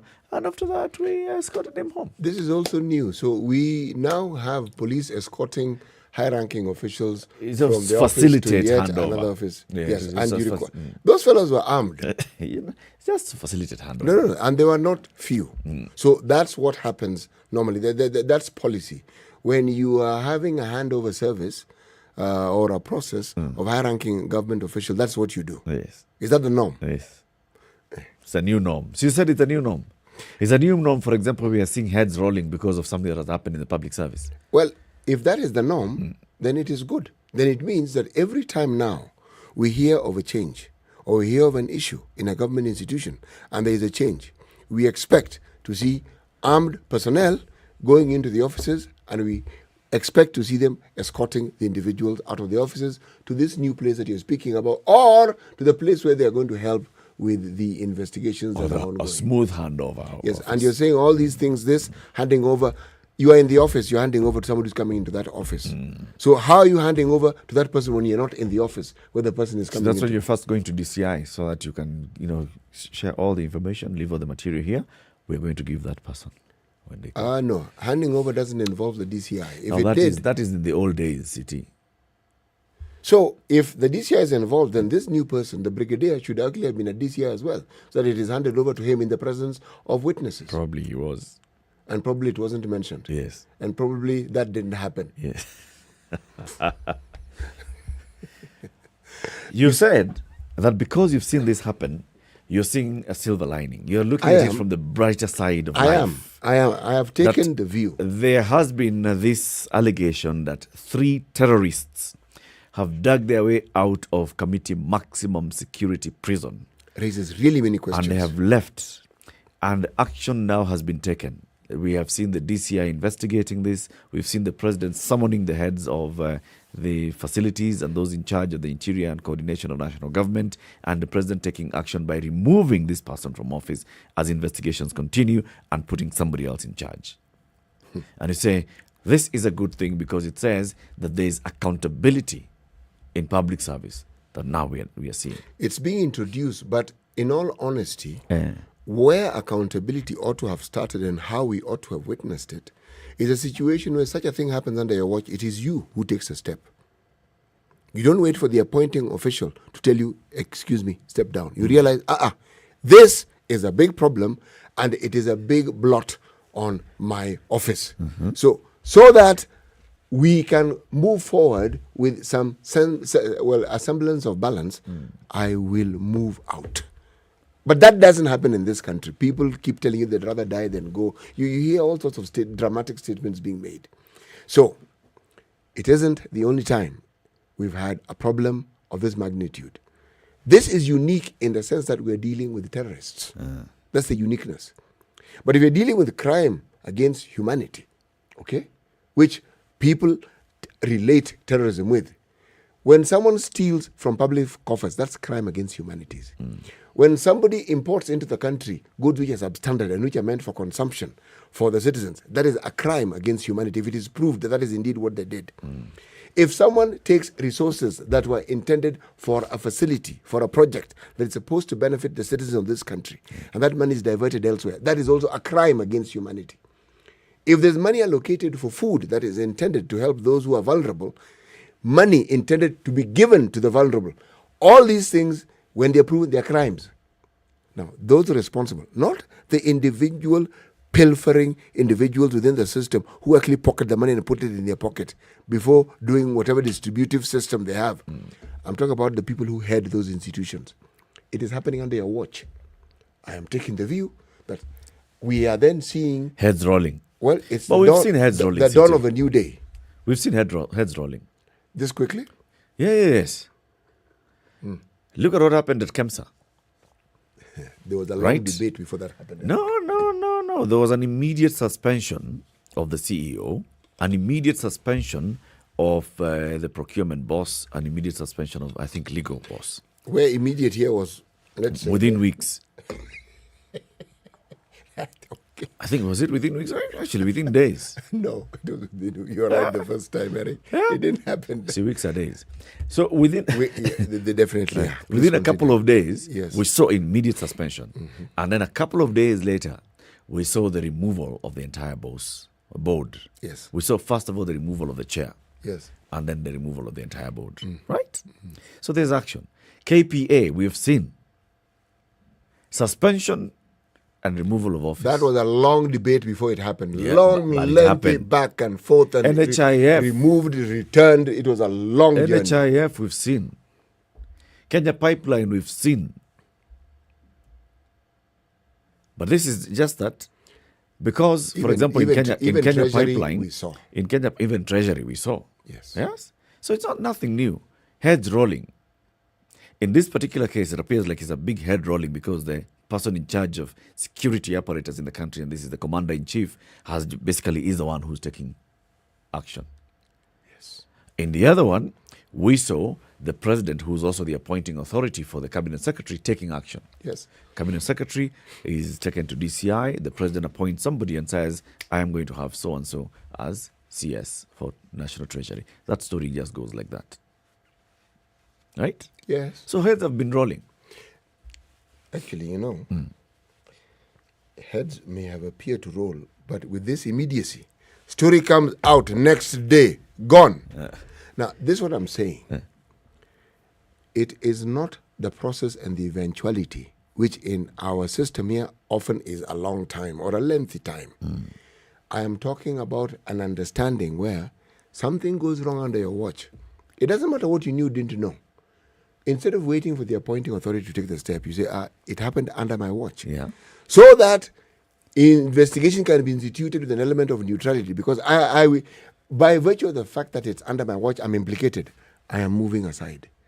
That really is the culture that I'm advocating for. That's the new dawn I'm talking about. Where people understand, because now that's taking responsibility for your position. But ours, if I may use a Swahili expression, you can't go mu. Say, at what? Me. Going where? I'm trying to correct the problem. No.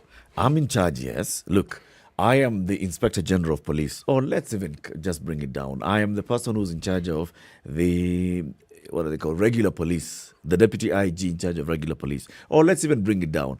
I am the one who's the regional police commander. Or I'm the one in charge of the county.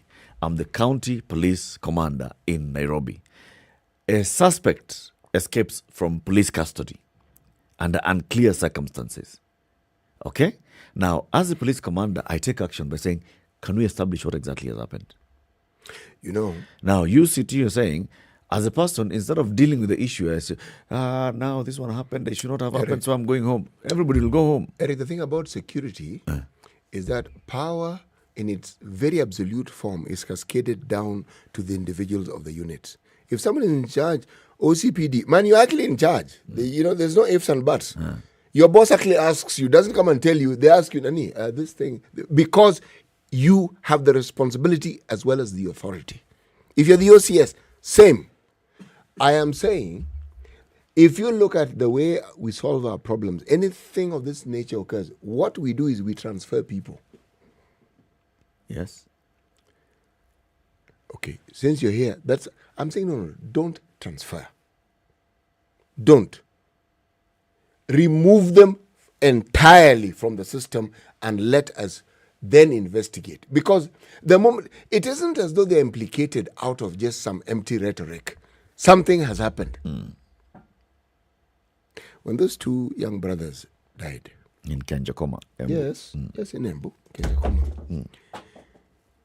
They didn't sort of like kill themselves or the death. By the time the police officers were being implicated, it was with good reason. I am saying responsibility ought to get, this is aspirational. It ought to get to the level where somebody understands that this responsibility that I have been given with this authority requires that if something goes wrong under my watch, I take the step. Personal responsibility. Yeah, because it is under my watch. Okay. So, with the current situation that we have in the country, is there any person who you wish to see taking personal responsibility? This problem we're having in Laikipia. Yes. Insecurity, police officers killed. It's continuing. Residents killed. Even KDF officers are being killed. Yes. Things are being burnt. And I'm thinking, excuse me. So who should take personal responsibility? Chief of police. The IG of police. Chief of police. It's him.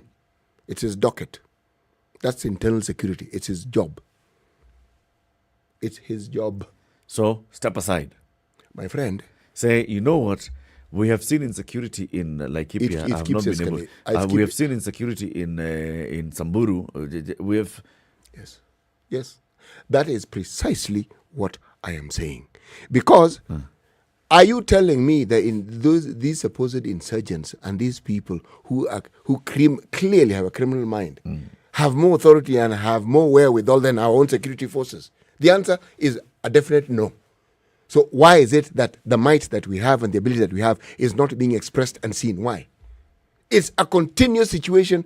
The debate is around when they did this and how they did. No. It's untenable. I think on this one, I agree with you. I think the Inspector General of Police, Hilary Mutyambai, has very many questions to answer. Because this is not an isolated incident. No. You know, if it was an isolated incident and then you say, we immediately deployed police. Yes. We immediately did this. We secured the area. We used the DCI. We gathered intelligence. And we now have even nabbed the people who are responsible for this. We haven't seen any arrests of the people who are perpetrating the killings in Laikipia. No. We haven't seen arrests of the people who are perpetrating the killings in Samburu. No. We have seen people being killed. Yes, people being displaced. There are people who have arms in this country who are marauding gangs, walking around villages, killing people. Yes. I saw a clip of a villager who was talking to Mainanjanga. You know who Mainanjanga is? We all know who I don't need Mainanjanga to say is. Mainanjanga of Mainanjanga. Nyanga. He calls himself chairman. And this villager was saying, standing somewhere overlooking some deep valley and saying, those people are in this area. They come from there, they come and raid our homes and they go back there. They've been coming, they've been killing us, they've been coming, they've been harassing us, and they go back there. And we all know, in fact, you can even see their footpaths. They're operating from there. And we just want somebody who can come and sort this thing out. Now, clearly, the person who can come and sort it out is the person who is in charge of the interior. So why don't you take it to the CS then? Oh, no. The CS doesn't go around determining where police go, where they... No. That's really not his job. No. This is the function of the police. Who is the person who is at policy level answerable for matters of interior and security? It's the minister. At policy level. Yes. It's the minister. Is this a small Who is in charge of the operational aspects of it? It's the IG. He is the boss. He is the boss. There's no other boss. Look, you correctly put it when you say we've had situations and we wait. When they arise, you say, okay, let's see what is going to be done. Man, months are moving into other months and moving into other months. And all you're seeing is an escalation. News, oh, they are marauding. They came from Isiolo. They came from God knows where. They came from God knows where. You cannot tell me that we have a security apparatus. We have an intelligence apparatus. And all these apparatus work. They are functional, they are professional, they know what to do. And those in charge, remember, I'm not even talking about the PS here. No. I'm talking about the people who are in charge of the day-to-day management of these forces. Now, are you telling me that we are continuously going to be hearing how the taxpayers' money is being used not only to put the citizens in harm's way, but even the police officers in harm's way? The police themselves. Yes. It's like when you take in that area, you're directly being put in harm's way. By the time you're hearing a situation where KDF officers are being killed, it's being reported. Surely, what sort of situation are you talking about here? Are we saying that these perpetrators are now in charge, they're in control? It's serious insecurity. It's like we are constantly losing that battle. This is what you're hearing. People who are supposed to provide security are themselves being killed. So what are you saying? What are you saying? And it's in our country. We're not at war with some other country. It's an internal issue, and we're being told these fellows are citizens of this country. And you dare tell me that people who live there don't know? Intelligence has been provided so that people know exactly who is doing what. Every once in a while, there's a mention of some politician or some person or the other. That's it. I agree. Inspector General of Police, right, needs to provide some answers. But I am saying I'm not stopping there. I'm taking it above him. You're going up the food chain. I'm going above him. I'm saying the cabinet secretary in charge of not just security, interior, but also coordination of national government. In these operations, who do we see? We see police officers, we see chief. We see Regional Commissioner George Natembea. Who's the boss? Minister. It's the cabinet secretary. If heads are rolling, then let's take it all the way. Because the cabinet secretary has even visited these areas, offered his own words and said, we are going to deal with this. If he said, we are going to deal with this, and we are not seeing the dealing happening, then he takes responsibility. Why have we bypassed the PS? He's an administrative head. Talking about the policy head. Who oversees the day-to-day running of these things at that policy level? It's not the minister, it's the PS. The PS does the operational, the day-to-day running of the ministry and the affairs of the ministry administratively. Yes. Right? Yes. But the person who has come out to say, we are going to deal with it, is the CS. He has. But we know full well that the actual running around and ensuring things are done and whoever is supposed to do this moves and does, it's not the CS, it's the PS. Yes. Eric, the reason why you hear me sticking at the level of the IG is not because I don't understand the role that the permanent secretary and the CS have. I understand it full well. But I also understand the chain of command and the command and the responsibility that people who are in the security industry have. Okay? The person in charge of these forces actually has authority. They do. They have a say and they have power. They are not helpless, powerless people. Yes. And they are the operational arm of the security apparatus that we have in the country.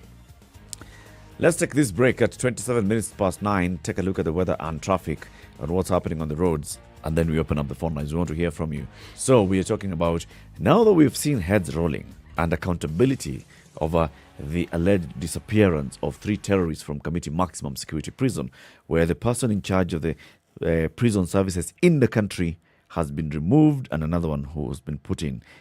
We're talking about then, let's look at still in the security apparatus. We've been having insecurity and serious insecurity that's affecting people's livelihoods in Laikipia and Samburu counties. Who should take responsibility for this? If heads are rolling, should heads stop rolling here or should they continue? City says the head of the IG of police should roll. I'm saying the head of the IG of police plus the head of the CS for interior should roll. Who do you think takes responsibility for this? Let's hear from you. 0719 012 600.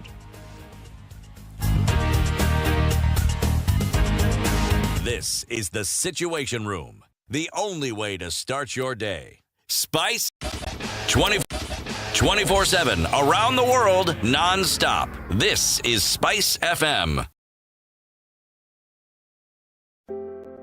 What makes a man? I had an advertising job that was toxic. It was difficult. I'm not saying the people were toxic. I don't think anyone is inherently toxic. Don't ever let someone's perception of you become your reality. How do we navigate through career, family, and life? I was an average kid. I wasn't a poor student. Examining what defines a man. We derive our identity as men based on external factors, on things that people can be able to see. A space for men to open their experiences and more. Starting Thursday, 18th November on the Standard Digital YouTube and Facebook page. Hosted by Eric Latiff.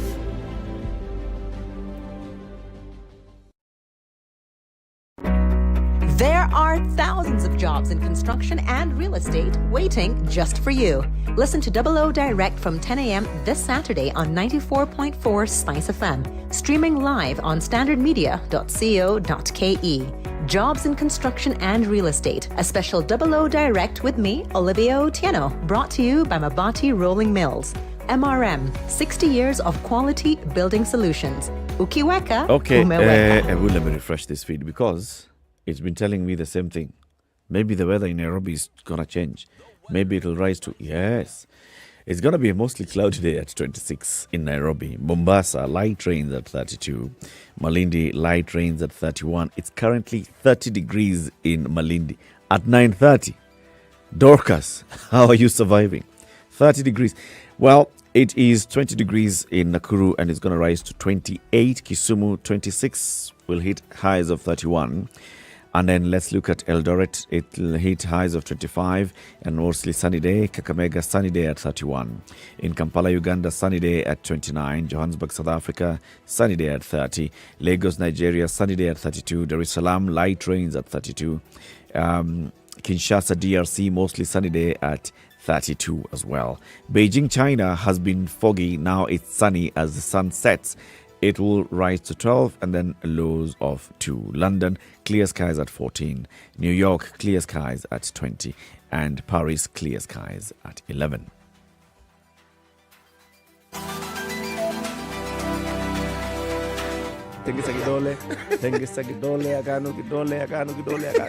Thank you. The political class, the contestants, everybody is trying to outsteal the other. Remorse is not taught in any school. Manners is something you get from your mother. You don't get it from your political party. Why are we so unfocused as a country? Why are we spending money and resources? Yet we have real challenges in this country. This coronavirus pandemic should teach us one thing, that universal healthcare is critical. Because at this point, whether you have a medical card that covers you, it doesn't matter. It doesn't matter. This is the Situation Room, the only way to start your day. Yes, so the issues on Mombasa Road continue, and this is heading towards the airport. Right outside the Standard Group Center, it starts moving, and then you get to the Enterprise Road and into Imara Daima, builds up. There's a big issue at Syokimau Junction because there's a police roadblock there as you head towards town.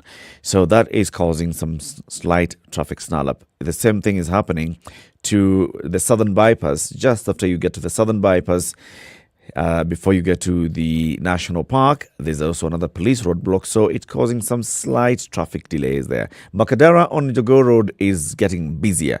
Lunga Road is very busy this morning. Thika Road heading into town, it's easing off, but it's still something crazy at Muthui. When you're coming towards town, Muranga Road clears. The Globe Cinema roundabout has cleared. The Wangari Maathai Road is clear. And then you get to Uhuru Highway. As you approach University Way, it's busy. As you approach Kenyatta Avenue, it's busy. As you approach Haile Selassie, it's also busy. Raila Odinga Way from the T-Mall Junction going all the way to the City Mortuary roundabout, it's also quite busy. If there's anything else that you think we need to talk about and let other people know or what's happening on the roads, let us know via SpiceFM KE on Twitter. Good morning.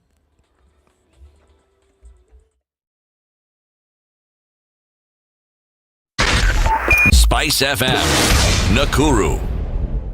Mature, intelligent talk every morning. Spice up yourself.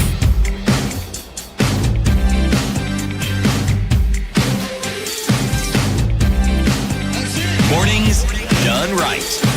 94.4 Spice FM, 27 Nairobi. minutes to 10. The conversation continues. Becky Kadu says, kumumunya means to suck. Yes. But what does kumumumia mean? Kumumumia. Kumumunya is the same as kufyonza, is the same as kunyonya. Mm-hmm. Same. They are synonyms. Okay. Yes. Sawa. Now, we're talking about accountability. We saw accountability yesterday, and people are like, that's a good thing, Mr. President. News emerges on Monday that prisoners have escaped from prison. On Wednesday, you take action. You bring in a new head of the prison service, and you say, these investigations, as they continue, we're going to have the prison service being in somebody that's in charge. We have had insecurity situation in some parts of the country, particularly in Laikipia County and Samburu counties.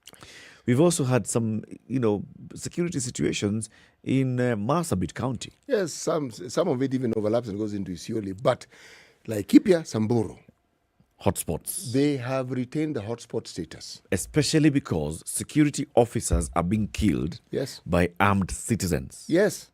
Who appear not to be known. Yes. It's not known who's arming them. It's not known who is facilitating them. It's not known who they are. It's not known where they are staying. It's not known where they ran off to. But as police officers at the recent one, they were digging a trench to protect a community. And then they were attacked. And killed. Yes. And the KD officers who were with them were also killed. Now, this isn't a normal situation. And the reason why we have security, and we also have intelligence to support security, is so that such things can be forestalled. Meaning, when you read what happens with our intelligence, a lot of the reports that we hear mentioned is how they prevented, not how they arrested perpetrators, but how they prevented the attacks and how they prevented. Now, this is because we have excellent intelligence services, we have excellent security services. So when we hear of what is going on in Samburu and Laikipia, the question has to be asked, what has gone wrong? Yes. And if it has gone wrong and the situation continues, at some level it even escalates, then you have to ask, okay, now, who is in charge of this thing? You have to ask the question. And you asked the question correctly. And you said, yes, we have a CS, we also have a PS. Okay. So the Ministry of Interior and Coordination of National Government. Yes. This is the one that's answerable for this. For what's happening. That ministry is answerable. So CS, PS, and then the people who are in charge of the police service. Yes. And this is the IG of police. Yes. Because there are questions. And these questions have been persistent for a while. 0719-012-600. Who do you think bears the responsibility for what's happening in those two counties particularly? Now that we are in the era of accountability, so who should take accountability? CT was even saying that he wishes we'd get to a point where somebody just wakes up in the morning and says, you know what, this has happened under my watch. I mean, since I became IG of police, I have lost X number of police officers to these gangs, and I have been unable to find out who is responsible for that. I haven't been able to arrest anybody. I haven't arraigned anybody in court. So therefore, with those few remarks, ladies and gentlemen, I'd like to step down, thank His Excellency the President for the appointment, and ask you Kenyans to offer the necessary support to the next IG of police. So you should basically just decide to step aside, not wait to be pushed out. How do you explain a situation where you have conflict that doesn't seem to come to an end? And I am assuming that the security apparatus, better informed, better equipped, have superiority in numbers, meaning if they actually unleash their might, that is something, and their wit and their might, this should have been brought to an end. It should have been. Yep. We even have extra human resource where when similar things happen in other countries, we can even send personnel to help people solve their problems. You're telling me we do not have the might to solve our own problems internally? Internally. No. To what is being described as a ragtag group. How ragtag is disorganized youth who have just not gone to school, and the only thing they know is looking after cattle and living in the forest, and that's how they are able to organize so well that they are better than the police officers. Eric, if you use that example and you're talking about people who are well trained, this is what they're trained to do. And in this country, if you look at some of the areas where the citizens are predominantly pastoral, my friend, we have units that deal with such issues. They're trained, they understand, and they're usually locals. They know how to, whether it's cattle that have been stolen, they know what to do. You cannot then explain to me and tell me that the person in charge simply sits there and they're still in charge, and this is happening under their watch. Surely, your own officers are being killed. Others who have come to help are being killed. Citizens are being killed. People are being displaced. We run some of the biggest refugee camps on the planet. Yes. Now we have people who are now they're being internally displaced as we watch by criminals. Yes. Who have no head. And we're being told these are useless people, ragtag people who don't have the capacity. Surely. So what if this is what happens when they don't have capacity? When they have capacity, then what will we do? Yeah. No. The IG of police should find it upon himself to step aside of a failure to rein in insecurity in Laikipia. That is what we are saying this morning. Do you agree with us? Yes or no? 0719-012-600. So don't even wait for the president to take action. Mr. Hilary Mutyambai, you just wake up and decide. Wananchi wenzangu, maji imezidi unga. Kabisa. Ingawaje tuko na unga lakini maji yamekuwa mengi. Maji yamekuwa mengi. Yes. Amezidi unga, I'm stepping aside. I've been unable. People have died. As we speak, there are children who cannot go to school. Yes. As we speak, there are families that are trying to look for how else to reconstruct and rebuild their livelihoods and their lives. And there are children, there are people who sleep in the bush. We had the aspirant for Samburu woman rep in the studio the other day. Yes, she did. And she was telling us, this is what's happening in Samburu. People get up in the morning. They don't get up in the morning. They've been up all night, sleeping under a bush, trying to hide somewhere. They come back to their lives in the morning. In your own country? Yes. In your own country? Remember, at present, we are not talking about 1965 now. We had a member of parliament for Laikipia West. Yes. Telling us similar stories. How do we have a situation like this persisting so that we've made a horrible situation normal? So we talk about it as though it is okay and it is normal to expect that when you're in Samburu, in some parts of Laikipia County, this is what is going to happen. I mean, no. Insecurity cannot be considered a normal state of affairs. No. Not when you have a functioning government, you have functioning security apparatus, you have functioning intelligence apparatus. No, not if that is happening. Because I'm sure they are functioning and they know who is dropping the ball. It's always been known who is behind this. They're not unknown. It's always been known who's behind this. It's always been said. I mean, some of these people are working in senior positions in the security service. Yes. And they are known. Yes. We have seen questions being asked left, right, and center. Even the governor of Laikipia County has said, how is it that you have people who are armed this way? Where are they getting the arms from? Who's supplying them with the arms? How are they being facilitated? How are they hiding? How is it possible that they continue living like this? Who is feeding the people in the bush? Somebody must know something. So the IG of police has very many questions to answer. Zachary Nakuru, good morning. Oh, morning, guys. Morning. How is Mwalimu Andrew there? Mwalimu is creating new languages. I have Googled, and I even couldn't understand the language they are using, although I'm using now the English version. But because I'm going to town where he writes live, I will try to interact with them and probably talk to them. And they tell me, "Oh, this word is there." Which word will you be asking about? Kumumumia. In fact, that is the word that I would. Yes. Now let me very quickly delve into the topic. I'd say that some things that are happening in our country today are actually, they look like they're out of the movie. In a maximum security prison, how do three terrorists escape? That question is mind-boggling. I think it has no answer.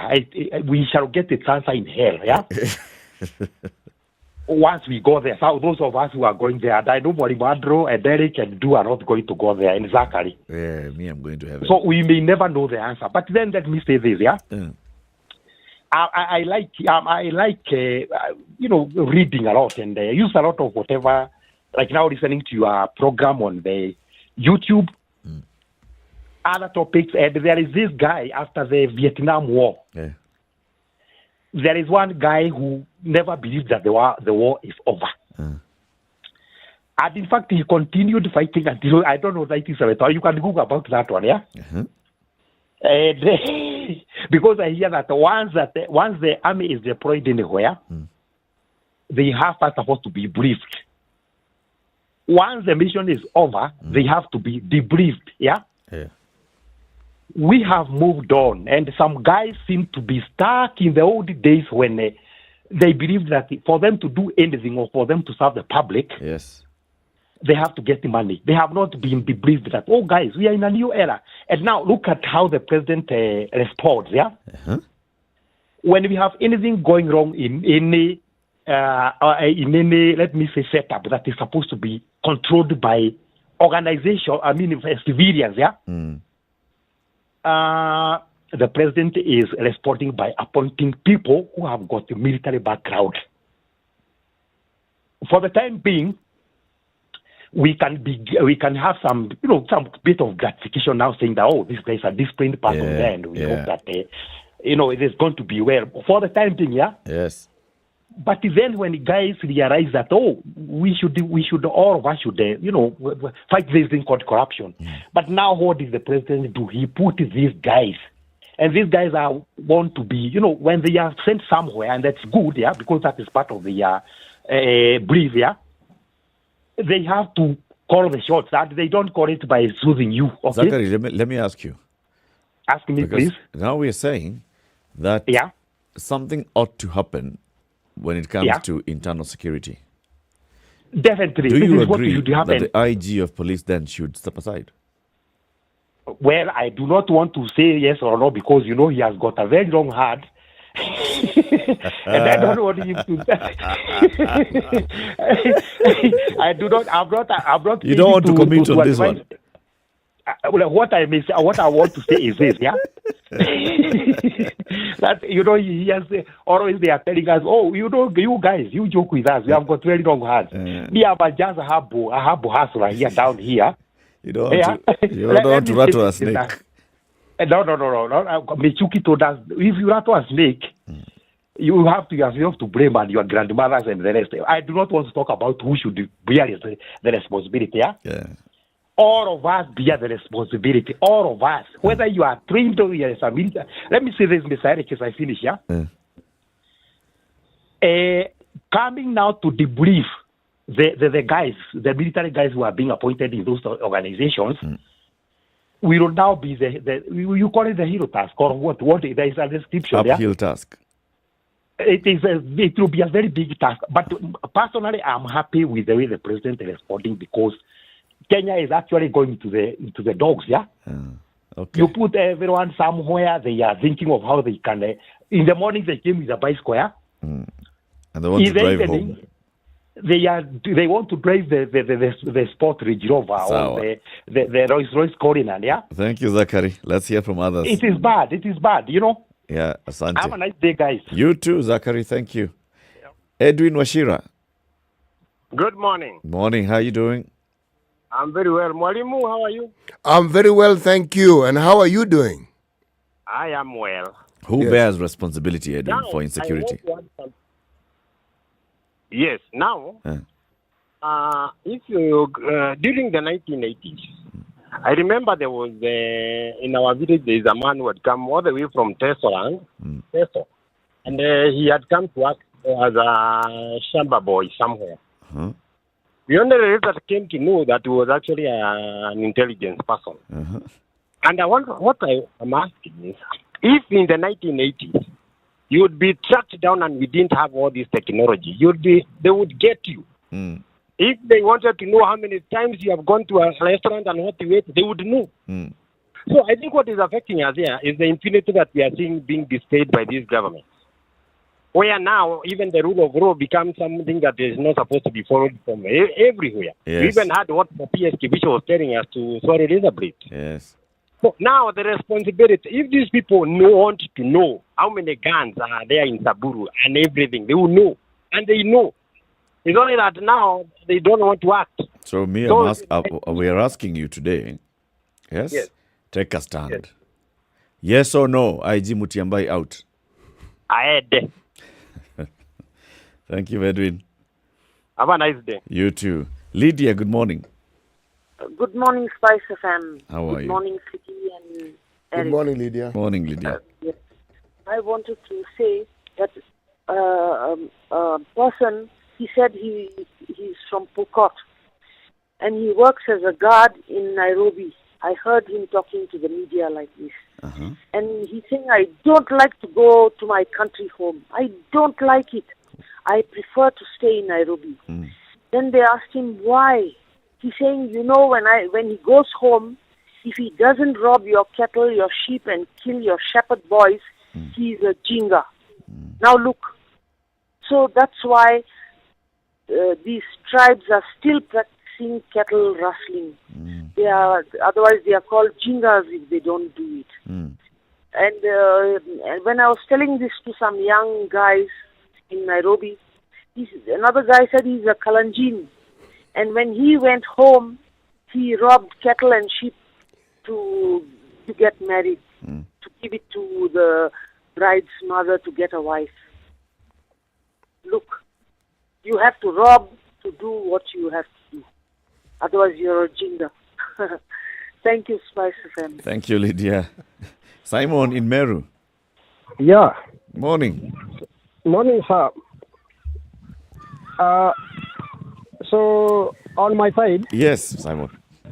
I think the seniors, that is the PS and the higher seats, knows nothing about what is happening on the ground. Yeah.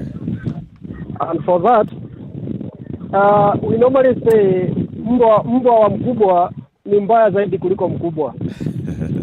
So if you look at the lower commands, that is the station's commands, that's where the problem is. For example, if you look at Ethiopia, we saw some cameras. We watched some hooligans with guns moving up and down, and we saw them through the drones. So, which means again there is a question of maybe tribalism. If you look at some of those officers on the ground, so they pity their people. So on my side, it is good if we serve these PS and big people. We are good to go. If you look at a committee, that is the issue of money. Nothing else. Money. The exchange of money that took place there in the lower commands. So you believe someone came and bribed some officers so even to allow terrorists to leave a prison? From the investigation, even they are doing there, it is obvious. They came up with some information that even calls were moving from one phone to another. Yeah. Okay. Yes. Asante sana, Simon. Asante. Alex. Yes. Good morning. Morning to you, sir. How are you? Very well, thank you, and thank you for calling. Okay, I'd really would like to make some contributions about the ongoing debate. Go ahead, sir. Okay, actually, currently what we are facing, it's due to lack of a good intelligence. Lack of good intelligence. Yes. And if you can, we can go a little bit back to the history during Kibaki's first term. You remember the military operation that took place in Sabaod land defense. That operation was very successful due to the intelligence that Kibaki inherited from Moi. Yeah. Actually, we should credit Moi for good intelligence that he left for Kibaki. So are you saying, when you say that it's a lack of intelligence, so when you have these gangs operating in Laikipia or Samburu, you're saying that our intelligence officers do not know, don't have the capacity, the wherewithal to actually find out who these are, who the perpetrators of these are? We do have the organs, but we do not have the people with goodwill to work. We have the structure. Okay. So who then should bear responsibility? Because that's the conversation that we are saying. Now that we saw accountability yesterday with the removal of the head of prisons, when it comes to security, who bears responsibility? Is it the IG? Should the IG step aside as well? Should he be removed? Should he stay? Should somebody else? We cannot lay this burden entirely to IG because IG actually has different branches and functions that work under him. And under all these branches, we have some people who head these departments or branches. For instance, what we saw at the prisons.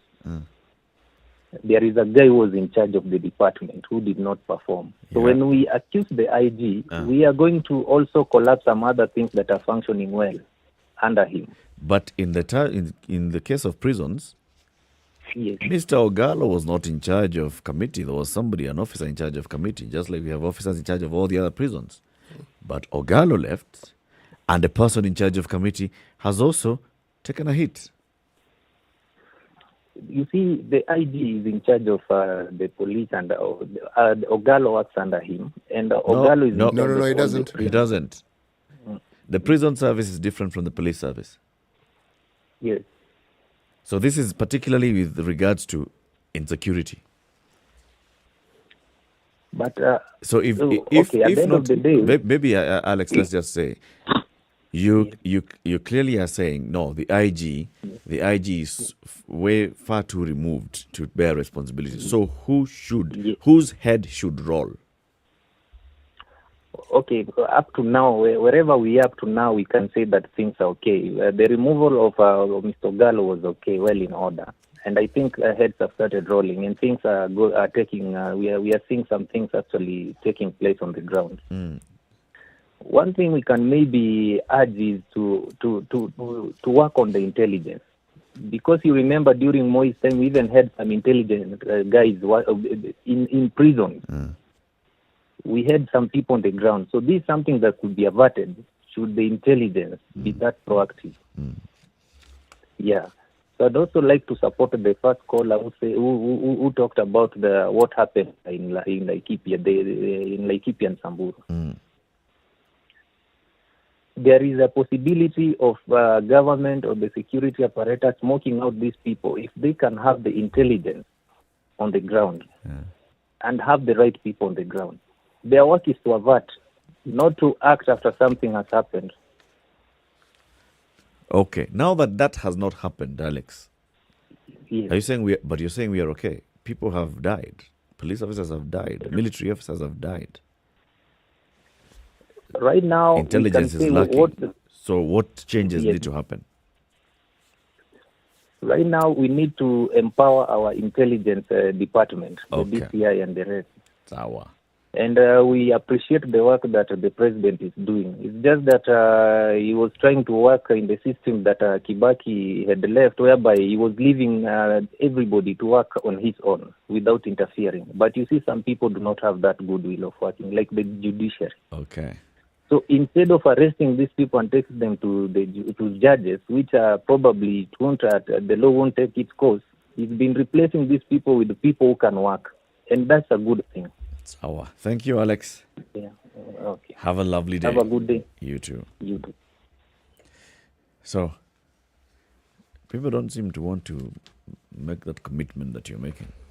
You know, or to call it out as you're calling it out. See, the problem is when you say the things that we are saying, the impression people get is that you are picking on someone. No, it's not. You have a job, you have a responsibility, okay? Like, for instance, now, there are problems in Marsabit. They are not stated as loudly as the problems we hear being stated about Laikipia and Samburu.